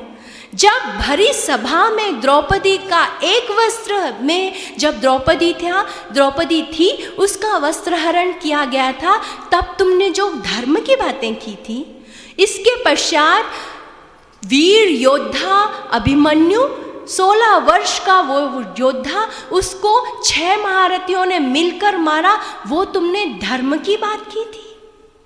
तुमने कहाँ पर धर्म निभाया है जो आज तुम धर्म की बातें कहते हो? जिन्होंने हमेशा अधर्म का साथ दिया उसे कोई अधिकार नहीं है धर्म की बातें करने का। शीघ्र अर्जुन विलंब मत करो, बाणों के प्रहार करते रहो। एक हाथ से कर्ण रथ का पहिया निकाल रहा है, एक हाथ से बाणों को रोकने का प्रयास कर रहा है। उसी क्षण अर्जुन ने बाणों का, भगवान का अनुसंधान किया, उसके मस्तक को धड़ से अलग कर दिया। कर्ण धराशायी होकर पृथ्वी पर गिरा है। एक बात हमने देखी होगी, बहुत सारी हिंसा, रक्तपात सभी कुछ हुआ है, किंतु जितने भी लोगों का वध किया गया है सभी के मस्तक को धड़ से अलग किया गया। क्यों? क्योंकि हमारा शरीर का मुख्य भाग होता है शीर्ष, मुख। अगर हमारे हाथ कट जाएं तो भी हम जीवित रह सकते हैं, पैर कट जाएं तो भी हम जीवित रह सकते हैं। बाकी शरीर का कोई भी भाग अगर छिन्न भिन्न हो जाए तो भी हम जीवित रह सकते हैं, किंतु अगर मस्तक शरीर से अलग हो जाए तो हम जीवित नहीं रह सकते। हृदय बदला जाता है, बाईपास होती है, हार्ट में भी जब सभी कुछ होता है, सभी क्रियाएं कर सकते हैं, हृदय को भी बदला जा सकता है। वैज्ञानिक इतने संशोधन कर चुके हैं, दूसरा हृदय भी बदल कर लगाया जा सकता है, किडनी बदली जा सकती है, सब कुछ बदला जा सकता है। किंतु जब प्लास्टिक सर्जरी भी हो सकती है, हमारे चेहरे पर अगर किसी प्रकार का भाग है, जल गया है, कुछ भी है, तो प्लास्टिक सर्जरी भी होती है, किंतु धड़ से सर अलग हो गया तो हम जीवित नहीं रह सकते। रसेश्वर भगवान श्री कृष्ण को कहा जाता है कि उनकी छवि में रस था। रस को उल्टा करो तो सर होता है। जिस प्रकार सभी फलों में रस होता है, माधुर्यता होती है, मिठास होती है, किंतु अगर उसमें से रस निकाल दिया जाए तो उसमें क्या रहता है? छिलका, गुठली और चोथा। जिस प्रकार रस हमारे जीवन में बाकी सभी तत्वों से अत्यंत आवश्यक है, उसी प्रकार सर हमारे शरीर के लिए अत्यंत आवश्यक है। और सभी योद्धाओं ने यही किया है, बाकी किसी अंगों पर प्रहार करके बाकी विलंब नहीं किया है, सभी ने प्रहार करके धड़ सर से अलग किया है। और इस प्रकार कर्ण का प्राणांत हुआ। और सूर्योदय, कर्ण का प्राणांत हुआ। सूर्योदय होते ही कृपाचार्य जी दुर्योधन के पास आए। और एक घटना हुई, जब कर्ण का प्राणांत हुआ, भीमसेन के सामने दुशासन था। दुशासन को देखते ही भीमसेन को वो प्रतिज्ञा याद आ गई। भीमसेन ने कहा था कि मैं तुम्हारी छाती फाड़कर उसका रक्त नहीं पी लूँगा तब तक मुझे वीर गति प्राप्त ना हो और मैं पूर्वजों को मुख नहीं दिखाऊंगा। और भीमसेन और दुशासन का सामना हुआ है। कर्ण यहाँ पर धराशायी होकर गिरा, भीमसेन और दुशासन का सामना हुआ। दुशासन को मारा है, भीषण प्रहार किया है भीमसेन ने, इतनी जोर से प्रहार करके उसको गिराया है, उसके छाती पर खड़ा हो गया है, भीषण गदा से प्रहार किया, रक्त की फुहार बहने लगी, उसने रक्त प्राशन किया है और चीख कर चिल्लाया है, पांचाली आज मैंने मेरी प्रतिज्ञा पूर्ण की। रणांगना की तरह, योद्धा की तरह पांचाली उस युद्ध भूमि में आई है। इस बात का उल्लेख कौन से ग्रंथ में मुझे मालूम नहीं, किंतु अवधेशानंद महाराज इस बात का उल्लेख करते हैं कि वो वीरांगना की तरह उस दिन युद्ध भूमि में आई है। और युद्ध भूमि में आने के बाद उसके बालों पर दुशासन का रक्त लगाया है भीमसेन ने, और उसने कहा था अब अपने बाल बांध लो। उस दिन तक अग्नि के समान प्रखर उसके बालों को, उसके केशों को उसने खुला रखा था। द्रौपदी ने भीषण प्रहार किया, रक्तपान किया दुशासन का। और एक ही दिन में, जिस दिन कर्ण का वध हुआ, उसी दिन भीमसेन ने भी दुशासन का वध किया। एक ही दिन में 2 वीर योद्धाओं का वध हुआ। दुर्योधन हताश हो गया, दुखी हो गया, रात भर दुख से रोता रहा, शोक करता रहा। और कृपाचार्य जी आए और कृपाचार्य जी ने कहा, दुर्योधन अभी भी कुछ नहीं बिगड़ा है। आज तक महाराज धृतराष्ट्र के 99 पुत्रों की हत्या हो चुकी है। उनके जामाता सिंधु नरेश जयद्रथ की भी हत्या हो चुकी है, पुत्री विधवा है और 99 पुत्रों की हत्या हो चुकी है। समझाया कृपाचार्य जी ने, दुर्योधन अभी भी कुछ नहीं बिगड़ा, जाकर पांडवों से संधि कर लो ताकि अपने माता पिता की एकमात्र संतान की तरह तुम तो जीवित रहोगे। शोक करने लगे महाराज धृतराष्ट्र। उन्होंने गांधारी से कहा, महारानी गांधारी, क्या यही है तुम्हारा तेज, या यही है तुम्हारी क्षमता, यही है तुम्हारी शक्ति? आज 100 पुत्रों की माता होने के बाद भी 99 पुत्रों की हत्या हो चुकी है। शीघ्र कुछ कार्य करो। रात्रि का समय था। उन्होंने, महारानी गांधारी ने दुर्योधन को ये कहा कि रात्रि के समय सरोवर में स्नान करके मेरे सामने उस अवस्था में आना जिस अवस्था में तुम्हारा जन्म हुआ था। जब एक शिशु जन्म लेता है तो निर्वस्त्र होता है, उसके शरीर पर कोई भी वस्त्र नहीं होता। तुम बड़े हो चुके हो, किंतु आज भी मैं तुम्हारी माता हूँ। जब तुम मेरे सामने प्रत्यक्ष रहोगे उस समय मैं अपने नेत्र खोलूँगी। जिन नेत्रों को मैंने विवाह से पूर्व बंद कर लिया था उन नेत्रों को मैं खोलने वाली हूँ, और मेरे नेत्र खोलते ही वो संपूर्ण मेरी दृष्टि तुम पर पड़ेगी, और जहाँ जहाँ जिस जिस भाग में मेरी दृष्टि पड़ेगी वो समस्त तुम्हारे शरीर का भाग वज्र हो जाएगा। दुर्योधन अत्यंत आनंदित था। एक क्षण के लिए वो उद्विग्न हुआ। कृपाचार्य जी ने भी समझाया तो भी दुर्योधन ने कहा, आपकी सभी बातें मुझे मान्य है, किंतु पांडवों से हार कर, पांडवों का आश्रित रहकर जीने से अच्छा है मैं अपने प्राण त्याग दूँ। मुझे आपकी सभी बातें सही भी लग रही हैं, मान्य है, किंतु मैं युद्ध रोक नहीं सकता।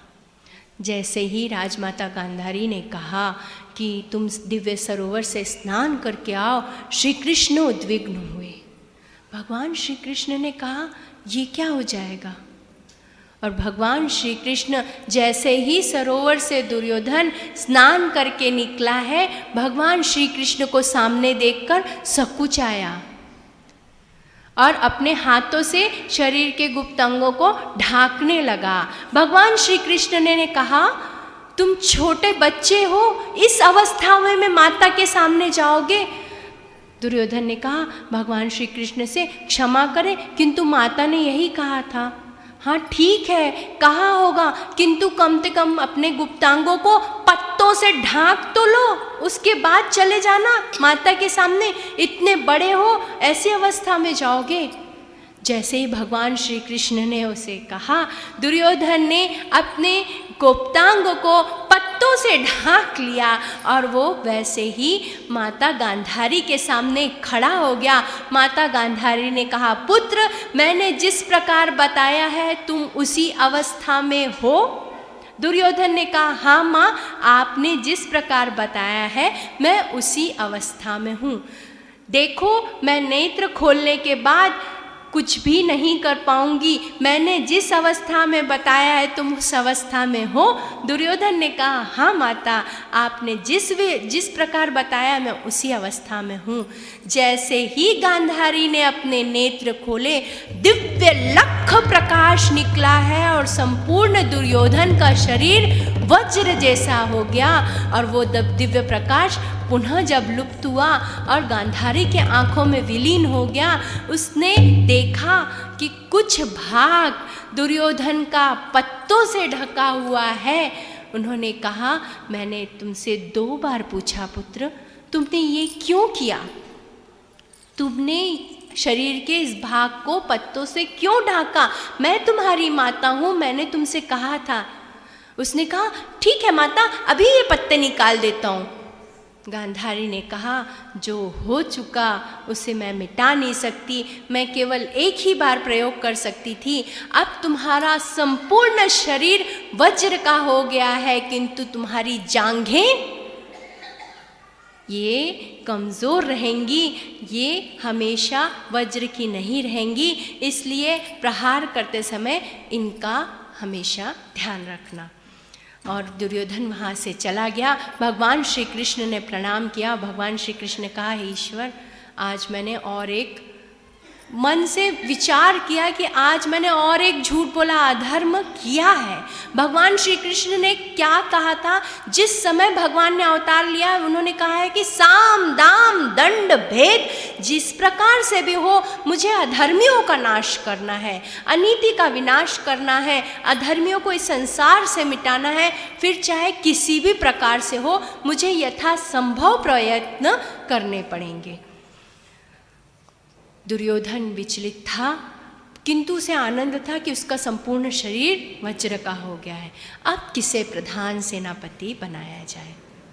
उन्होंने कहा, महाराज शल्य, अब आप एक एक को चुन चुन के, जैसे रावण ने मारा था उसी तरह दुर्योधन ने एक एक को चुन चुन के सेनापति बनाया है। महाराज शल्य को उसने सेनापति बनाया, और महाराज शल्य के लिए यह गौरव की बात थी। किसी को भी कौरवों का सेनापति बनना यह गौरव की बात, किसी उच्च पदवी को हम प्राप्त कर लें, ये गौरव की बात थी। महाराज शल्य जैसे ही युद्ध भूमि में आए, पांडव विचलित हो गए।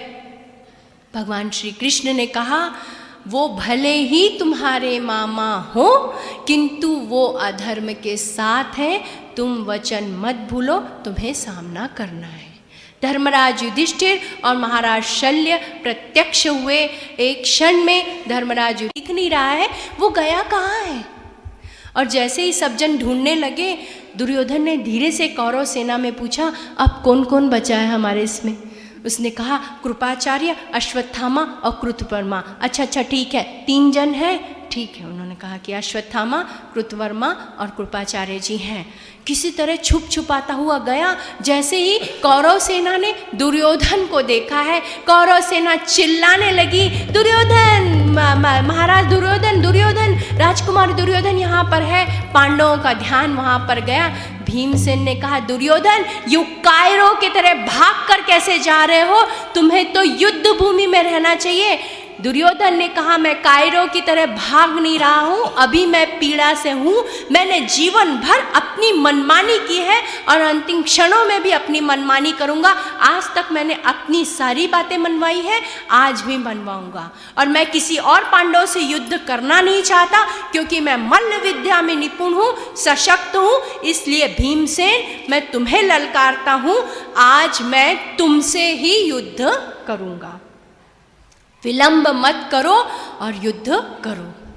भीमसेन और दुर्योधन का भीषण युद्ध प्रारंभ हुआ है। इस प्रकार का युद्ध, महान योद्धा दोनों थे और मल्ल युद्ध में प्रवीण थे। भगवान बलराम जी के शिष्य थे और दोनों बहुत ज़्यादा वीर थे।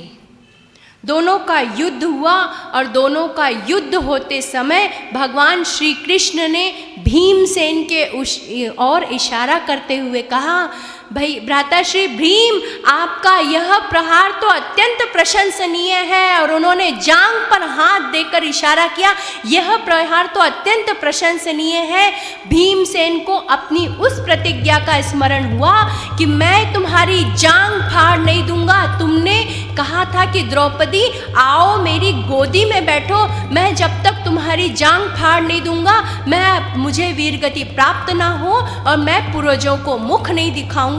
उसी समय उसने गदा से प्रहार किया है दुर्योधन की जांघ की ओर, लहूलुहान कर दिया जांघ, दोनों जांघें उसकी लहूलुहान कर दी और दुर्योधन गिर पड़ा। दुर्योधन का प्राणांत नहीं हुआ है, गिरा है दुर्योधन, उसे उठ नहीं पा रहा था। यहाँ पे प्रहार करने के कारण उसके जो अंग में भयानक पीड़ा होने लगी और उसने कहा ये छलिया है। श्री कृष्ण की ओर इशारा करते हुए कहा ये छलिया है, इसने ही भीष्म पितामह का, गुरु द्रोणाचार्य का, कर्ण का अनीति से वध करवाया। अब मेरे साथ भी अनीति से कार्य किया है, अधर्म हुआ है, ये छलिया है। भगवान श्री कृष्ण ने कहा वही किसी और को छलिया कह सकता है जिसने जीवन भर कभी छल ना किया हो, अधर्म ना किया हो, अनीति ना की हो और किसी को भी नुकसान नहीं पहुंचाया हो। जो सत्य के साथ है वही यह कहने के लिए सक्षम है। और यहाँ पर ये युद्ध भूमि में युद्ध का अंतिम समय था। दुखी, पीड़ित, पीड़ा से अत्यंत उद्वेगना हो रही है। भीमसेन ने कहा भ्राताश्री छोड़ दो इसको, ऐसे ही मरने दो, चील कौवे खा ले इसके शरीर को, इसे देखना भी नहीं है। इसको देखकर हमें अपनी आँखों की दृष्टि दूषित नहीं करना है, इसी प्रकार छोड़कर हमें यहाँ से जाना है। कौरवों के 3 महारथी बचे हुए थे, अश्वत्थामा, कृपाचार्य और कृतवर्मा। इस दुर्दशा में दुख से, रक्त से लहूलुहान दुर्योधन कराह रहा था, दुख से व्याकुल था। ये तीनों वहाँ पर आए। अश्वत्थामा ने उसकी ये दुर्दशा देखी, उसे अपने पिता के वध का भी स्मरण हुआ और उसने कहा मित्र मैं प्रतिज्ञा लेता हूँ कि समस्त पांडवों का नाश कर दूंगा, यही मेरी प्रतिज्ञा है। और अश्वत्थामा वहाँ से निकले। कृपाचार्य जी ने कहा कि इस तरह कैसी तुमने प्रतिज्ञा ले ली, ऐसा नहीं करना चाहिए था। अश्वत्थामा ने कहा मुझे धृष्टद्युम्न को मारना है और बाकी सभी पांडवों का भी अंत करना है। जब दुर्योधन को क्षित विक्षित कर दिया और सभी पांडव श्री कृष्ण से सलाह मशवरा करने के लिए, गुप्त यंत्रणा करने के लिए निकले हैं। आज युद्ध का 18वां दिन था। मंत्रणा करने के लिए गए तो भगवान श्री कृष्ण ने कहा कि किसी शांत स्थान पर जाकर हमें मंत्रणा करनी चाहिए। ये रात्रि का समय था। सभी ने कहा कि शांत स्थान पर हमें जाकर मंत्रणा करनी चाहिए और सभी पांडव द्रौपदी के साथ एक शांत स्थान पर गए। यहाँ पर रात्रि के समय पांडव पुत्र सोए हुए थे। द्रौपदी के जो 5 पुत्र थे वो सोए हुए थे। धृष्टद्युम्न निद्राधीन था, युद्ध हो चुका था, सभी शांति से सोए हुए थे। अश्वत्थामा ने वहाँ प्रवेश किया। कृपाचार्य ने कहा ये अनीति होगी। उसे लगा कि रात्रि में शिविर में ये 5 पांडव सोए हुए हैं। उसने आओ देखा न ताओ और गुरुपुत्र अश्वत्थामा ने 5 के धड़ मस्तक से अलग कर दिए और धृष्टद्युम्न का वध कर दिया और 5 के मुख लेकर वो रात्रि के समय दौड़ता हुआ दुर्योधन के पास आया और उसने कहा कि देखो दुर्योधन, मैंने वध कर दिया है पांडवों का। दुर्योधन ने देखा, थोड़ा सा उजाला हो रहा था। दुर्योधन ने देखा ये पांडव नहीं है, ये तो द्रौपदी के पुत्र हैं। और रोता हुआ, बिलखता हुआ दुर्योधन ने अपने प्राण छोड़े हैं और तब दुर्योधन का प्राणांत हुआ है। प्राण जाते समय भी अगर हम उद्विग्न हो तो हमें वीर गति प्राप्त नहीं होती, किंतु कुरुभूमि में जो कोई जिसकी भी मृत्यु हुई है उसे स्वर्ग प्राप्त हुआ है। ये कुरुक्षेत्र को वरदान था, जिसका उल्लेख युगंधर में भी आता है कि कुरुक्षेत्र को ये वरदान था कि जहाँ यहाँ पर जो भी मरेगा उसे वीर गति प्राप्त होगी। दुर्योधन वैसे ही मरा है। और जब भी पांडव मंत्रणा करके भगवान श्री कृष्ण के साथ द्रौपदी के साथ पधारे, द्रौपदी ने ये देखा, उनकी दुर्दशा, अपने पुत्रों की दुर्दशा देखी तो रोने लगी। उसने कहा कि आज पांडवों का कोई उत्तराधिकारी नहीं बचा, सबके वध हो गए। द्रौपदी ने भगवान श्री कृष्ण से कहा कि ये कितनी अनर्थकारी हुआ, आज कोई भी उत्तराधिकारी नहीं बचा और मेरे पुत्रों की हत्या हो गई। मैं निरंतर आपका ध्यान करती हूँ, आपकी भक्त हूँ, मेरे पुत्र भी निष्ठावान हैं, आपके भक्त थे, फिर उनकी ऐसी दुर्दशा क्यों हुई? भगवान श्री कृष्ण ने कहा था, तुमने दिन में ईश्वर का नाम स्मरण करने का अभ्यास अपने पुत्रों से करवाया था, किंतु रात्र भर सोते समय भी ईश्वर के नाम स्मरण का अभ्यास उन्होंने नहीं किया था। रात में सोते समय भी अगर हम ईश्वर का नाम स्मरण करते करते सोएं तो रात्र भर हम ईश्वर के नाम स्मरण के साथ रहते हैं और हमें ईश्वर का नाम स्मरण सुबह भी होता है। यह अभ्यास उन्हें नहीं था, इसलिए उनकी यह दशा हुई है। किंतु विश्वास रखो, इस दुख के बाद भी एक सुख की किरण अवश्य दिखाई देगी। और तब उन्हें ये शुभ समाचार ज्ञात हुआ कि अभिमन्यु की पत्नी उत्तरा गर्भ से है। पांडवों को अत्यंत दुख के बाद एक संतोष मिला कि आज भी पांडवों का उत्तराधिकारी है। दुर्योधन के अंत के बाद धर्मराज युधिष्ठिर ने कहा कि हमारा साहस नहीं है महाराज धृतराष्ट्र और माता गांधारी से मिलने का। भगवान श्री कृष्ण से कहा, आप पहले मिलिए और उन्हें शांत करिए, उसके बाद हम उनसे मिलेंगे। जैसे ही भगवान श्री कृष्ण ने महाराज धृतराष्ट्र और राजमाता गांधारी से मिले, अत्यंत दुखी थी माता गांधारी, उद्विग्न थी। माता के चरणों में भगवान श्री कृष्ण ने प्रणाम किया। गांधारी रो पड़ी, उनके अंदर का दुख जागृत हो गया और उन्होंने भगवान श्री कृष्ण को शाप दे दिया। भगवान, आप परमात्मा थे, सर्वशक्तिमान थे, आपके वश में कुछ नहीं था। आज मेरे 100 पुत्र होते हुए भी मैं निपुत्रिक हूँ, संतानहीन हो गई हूँ। मैं भी आपको शाप देती हूँ, जिस प्रकार मेरे कुल का नाश हुआ है उसी प्रकार समस्त यादव कुल का नाश हो जाएगा। भगवान श्री कृष्ण ने उनके शाप को शिरोधार्य किया और वहाँ से प्रणाम करके निकल गए। माता गांधारी को फिर पश्चाताप हुआ, किंतु उस समय तक शाप मुख से निकल चुका था। भगवान श्री कृष्ण ने शिरोधार्य किया, महाराज धृतराष्ट्र को धैर्य बंधाया और वहाँ से वो निकल गए। यहाँ पर जब उत्तरा गर्भ से थी, अश्वत्थामा को ये पता चला कि पांडव जीवित हैं, उनका कुछ न कुछ तो अहित मुझे करना है, इसलिए उन्होंने ब्रह्मशीर अस्त्र का संधान किया, जिससे समस्त पांडवों का नाश हो जाए, उनके वंश का नाश हो जाए और उस समय उससे उत्तरा के गर्भ के ऊपर कोई क्षति ना पहुँचे। इसलिए भगवान श्री कृष्ण ने अंगुष्ठ रूप में प्रवेश किया, उसके गर्भ का संरक्षण किया है। जब उत्तरा को पीड़ा होने लगी, उत्तरा ने कहा माता कुंती से कि बताइए मैं क्या करूं, मुझे बहुत पीड़ा हो रही है। द्रौपदी ने समझाया, माता कुंती ने समझाया कि जिस प्रकार हमने अपने संकट के समय भगवान श्री कृष्ण का ध्यान किया था, उसी तरह तुम भी ध्यान करो, तुम्हारा हमेशा सर्वथा सब कुछ अच्छा होगा।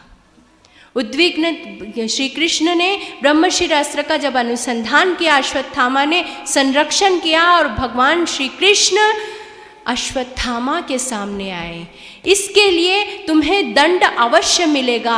अभी तक तुमने द्रौपदी के असहाय सोए हुए निद्राधीन 5 पुत्रों की हत्या कर दी और आज तुमने इतना घोर कर्म किया है। उसी क्षण अश्वत्थामा के मस्तक पर विद्यमान एक दिव्य मणि था, भगवान श्री कृष्ण ने मांसुल युक्त वो मणि निकाल दिया है और उन्हें चिरंजीवी रहने का वरदान दिया है कि जब तक ये भूमि पृथ्वी लोक है तब तक तुम जीवित रहोगे। अश्वत्थामा बलिर्व्यास हनुमान विभीषण कृपा परशुरामस्य सप्तैते चिरंजीव। 7 चिरंजीव हैं। कृपाचार्य जी को कहा गया कि पांडवों के आप राजपुरोहित हैं, किंतु आपने अधर्म का साथ दिया है, आपको अब कोई हानि नहीं होगी, दुर्योधन का अंत हो चुका है, किंतु जब तक ये पृथ्वीलोक है आप भी जीवित रहेंगे। और कृपाचार्य जीवित है। आज भी कृपाचार्य जी के दर्शन, विभीषण के दर्शन, हनुमान जी के दर्शन सभी ने किए हैं, बहुत सारे लोगों ने किए हैं, जो भक्त हैं भगवान के उन्होंने किए हैं। और अब कलयुग प्रारंभ होने वाला था। कलयुग के आरंभ होने से पूर्व यादव कुल का नाश हुआ। माता गांधारी का जो शाप था वो सिद्ध हुआ। भगवान श्री कृष्ण नेत्र बंद करके लेटे हुए थे।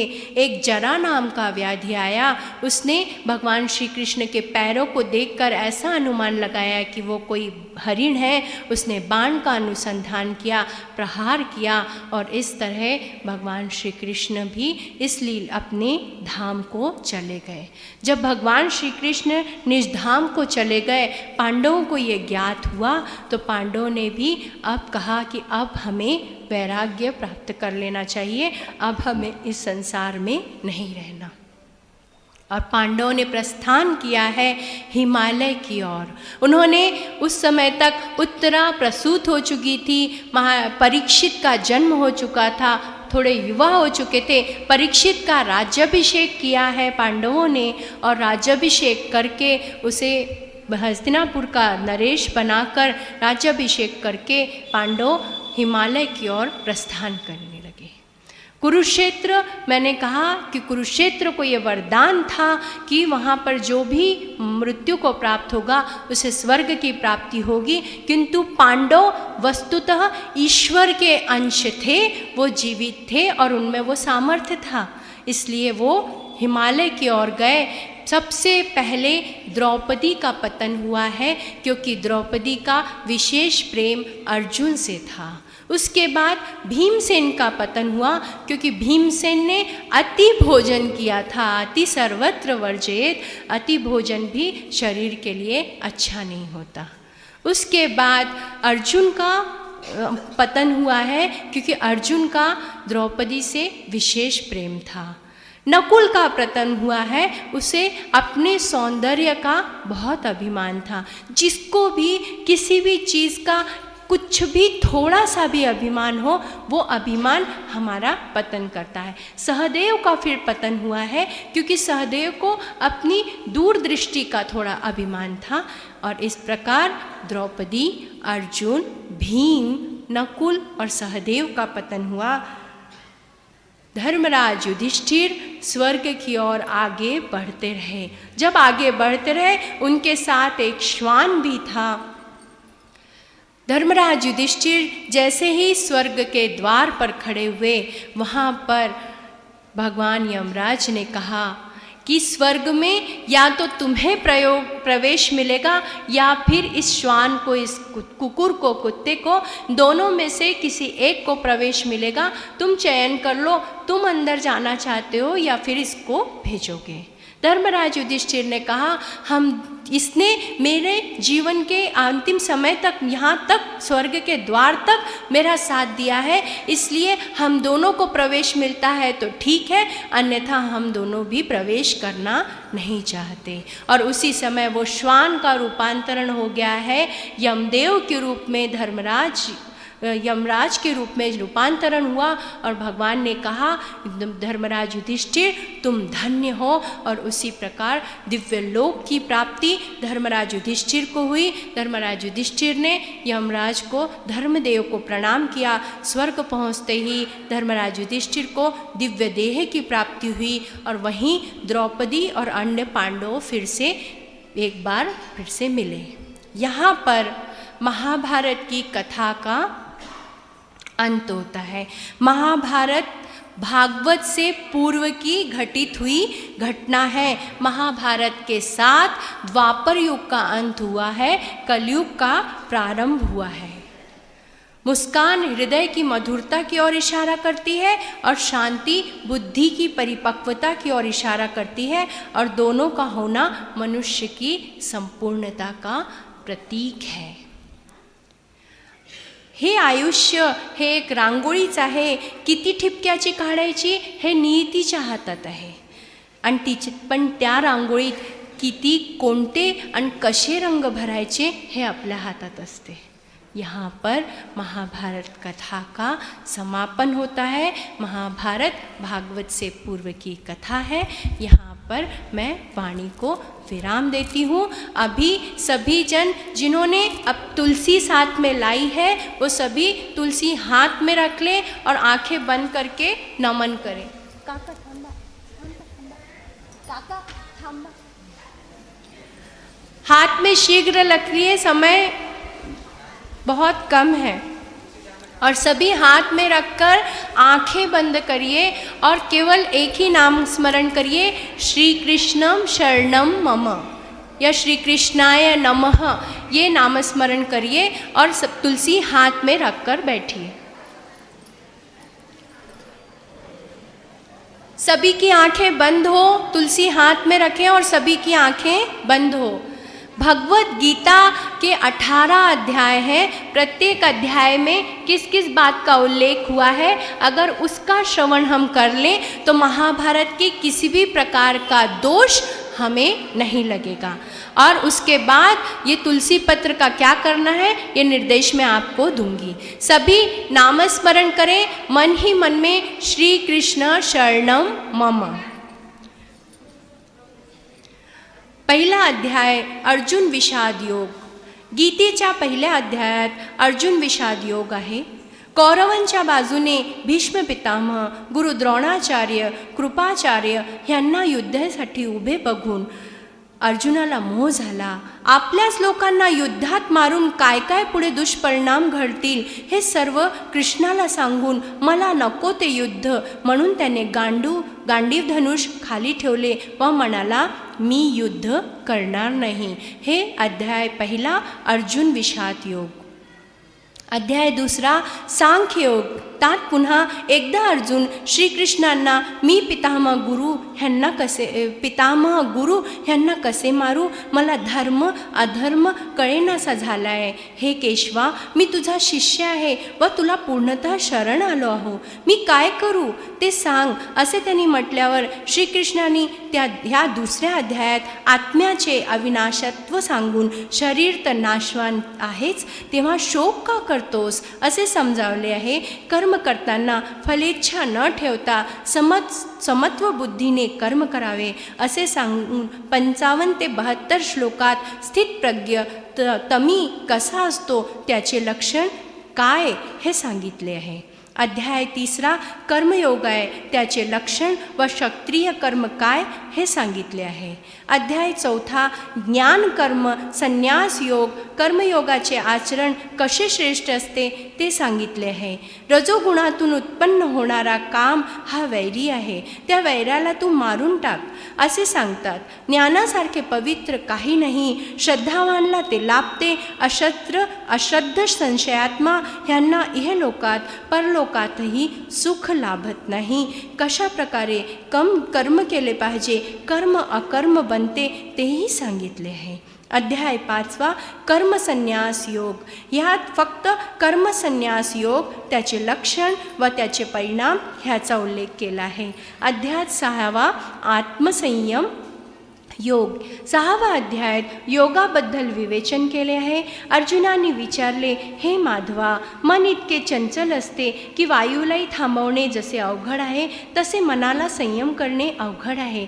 त्यावर श्रीकृष्ण म्हणतात, तसे जरी असले तरी अभ्यास वैराग्य यामुळे मन संयमित करता येते। अध्याय 7 ज्ञान विज्ञान योग। भगवान म्हणतात, माझे 4 प्रकारचे भक्त आहे, आर्त, अर्थी, जिज्ञासू व ज्ञानी। मला ज्ञानी भक्त प्रिय आहे, कारण ज्ञानी माझ्याशी एक रूपच असतो। अध्याय 8 अक्षर ब्रह्मयोग। जे साधक आहे त्यांच्या मृत्यूनंतर जीवाला 2 प्रकारचा मार्गाने प्रवास करतात, अर्ची मार्ग व धूम मार्ग, त्याचे सविस्तर वर्णन आहे। अध्याय 9 राजविद्या राज गुह्य योग। या अध्यायात भगवंत गुह्यतम ज्ञान सांगतात। यज्ञ यागादी कर्मे करून लोक स्वर्गलोक प्राप्त करून घेतात, पण पुण्य संपल्यावर ते पुन्हा मृत्यू लोकात येतात। पण माझी अनन्य भक्ती जे करतात त्यांचा मी योगक्षेम वाहतो। एखादा कितीही पापी का असेना, परंतु मला शरण आले असता ते परमगतीला प्राप्त होतात। तेव्हा हे अर्जुना, तू माझ्यात मन ठेव, माझाच भक्त हो, मला नमस्कार कर। अशा प्रकारे मतपरायण झाल्यावर तू मलाच येऊन मिळशील। अध्याय 10 विभूती योग. हे अध्याय विभूती योग आहे. अर्जुनाने विचारल्यावरून भगवंतांनी ते सर्वत्र विद्यमान असले तरी प्रकर्षाने त्यांच्या विभूती कुठे आहे ते सांगितले आहे. 7व्या, 9व्या, 10व्या व 15व्या अध्यायात मिळून एकूण 194 विभूती भगवंत सांगतात व शेवटी म्हणतात, जे जे भव्य दिव्य श्रेष्ठ आहे ते माझीच विभूती आहे. अध्याय 11 विश्वरूप दर्शन योग. 11व्या अध्यायात विश्वरूप दर्शन योग आहे. अर्जुन म्हणतो की हे देवा, तुझ्या विभूती तर तू सांगितल्या, तुझे ते सर्वव्यापी विराट स्वरूप मला बघावेसे वाटतात. भगवान तर अर्जुनाची इच्छा पूर्ण कराव्यास उत्सुक असतात. ते विराट स्वरूप बघून अर्जुन थक्क झाला, आनंदित झाला व अखेर ते विश्वरूप बघणे त्याला कठीण झाले व भगवंतांनी सौम्य रूप दाखवल्यावर अर्जुन कृतार्थ झाला. अध्याय 12 भक्तियोग. 12व्या अध्यायात भक्तीचे महात्म्य भगवंत सांगतात. प्रिय भक्त कसा असतो त्याची लक्षणे सांगतात. अध्याय 13 क्षेत्रज्ञ विभाग योग. 13व्या अध्यायात क्षेत्रज्ञ विभाग योग, त्यात ज्ञान लक्षणे सांगितली आहे. अध्याय 14 गुणात्रय विभाग योग. 14व्या अध्यायात सात्विक, राजस, तामस गुणाचे वर्णन करून या तिन्ही गुणांचा अतीत जो जातो तो येऊन मला मिळतो त्याची लक्षणे या अध्यायात भगवंत विशद करतात. अध्याय 15 पुरुषोत्तम योग. 15व्या अध्यायात पुरुषोत्तम योग, क्षरपुरुष, अक्षरपुरुष ह्याबद्दल सांगून मी भगवान त्याहून उत्तम म्हणजे पुरुषोत्तम असे सांगितले आहे. या अध्यायात संसार वृक्षाचे वर्णन फार छान केले गेले आहे. अध्याय 16 देवासुर संपत्ती भाग योग. 16व्या अध्यायात 26 देवी गुण व 6 आसुरी गुण संपत सांगून त्याचे वर्णन केले आहे. काम, क्रोध, लोभ ही नरकाची द्वारे असून तू त्याचा त्याग कर असं सांगितले आहे. काय करावे वा काय करू नये ह्याबाबत शास्त्रच प्रमाण आहे हे तू जाण असे सांगतात. अध्याय 17 श्रद्धात्रय विभाग योग. 17व्या अध्यायात 3 प्रकारच्या श्रद्धा, सात्विक, राजस, तामस, यज्ञ, तप व दान, त्याचप्रमाणे शारीरिक तप, वाचिक तप, मानसिक तप ह्याचे विवेचन आहे. अध्याय 18 मोक्ष संन्यास योग. 18वा हा शेवटचा अध्याय. त्यात सर्व काही समराईज केले आहे.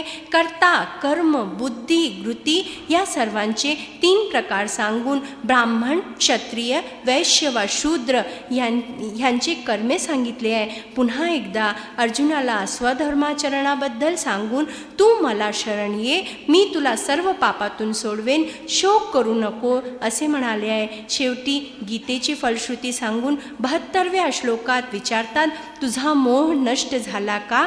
व त्यावर अर्जुन म्हणतो, हे अच्युता, माझा मोह नष्ट झाला आहे. तुझ्या उपदेशाने मला माझ्या आत्मस्वरूपाचे स्मरण झाले, माझे सर्व संशय नष्ट झाले. मी तुझ्या वचनाप्रमाणेच करेन. व संजय धृतराष्ट्राला म्हणते, यत्र योगेश्वर कृष्ण यत्र पार्थो धनुर्धर तत्र श्री विजयो भूती ध्रुवा नीतिर्मती ममः. जेथे योगेश्वर भगवान श्रीकृष्ण आहे आणि जिथे गांडीव धनुष्य धारण करणारा अर्जुन आहे तेथे श्री विजय, विभूती आणि अचल नीती आहे असे माझे मत आहे.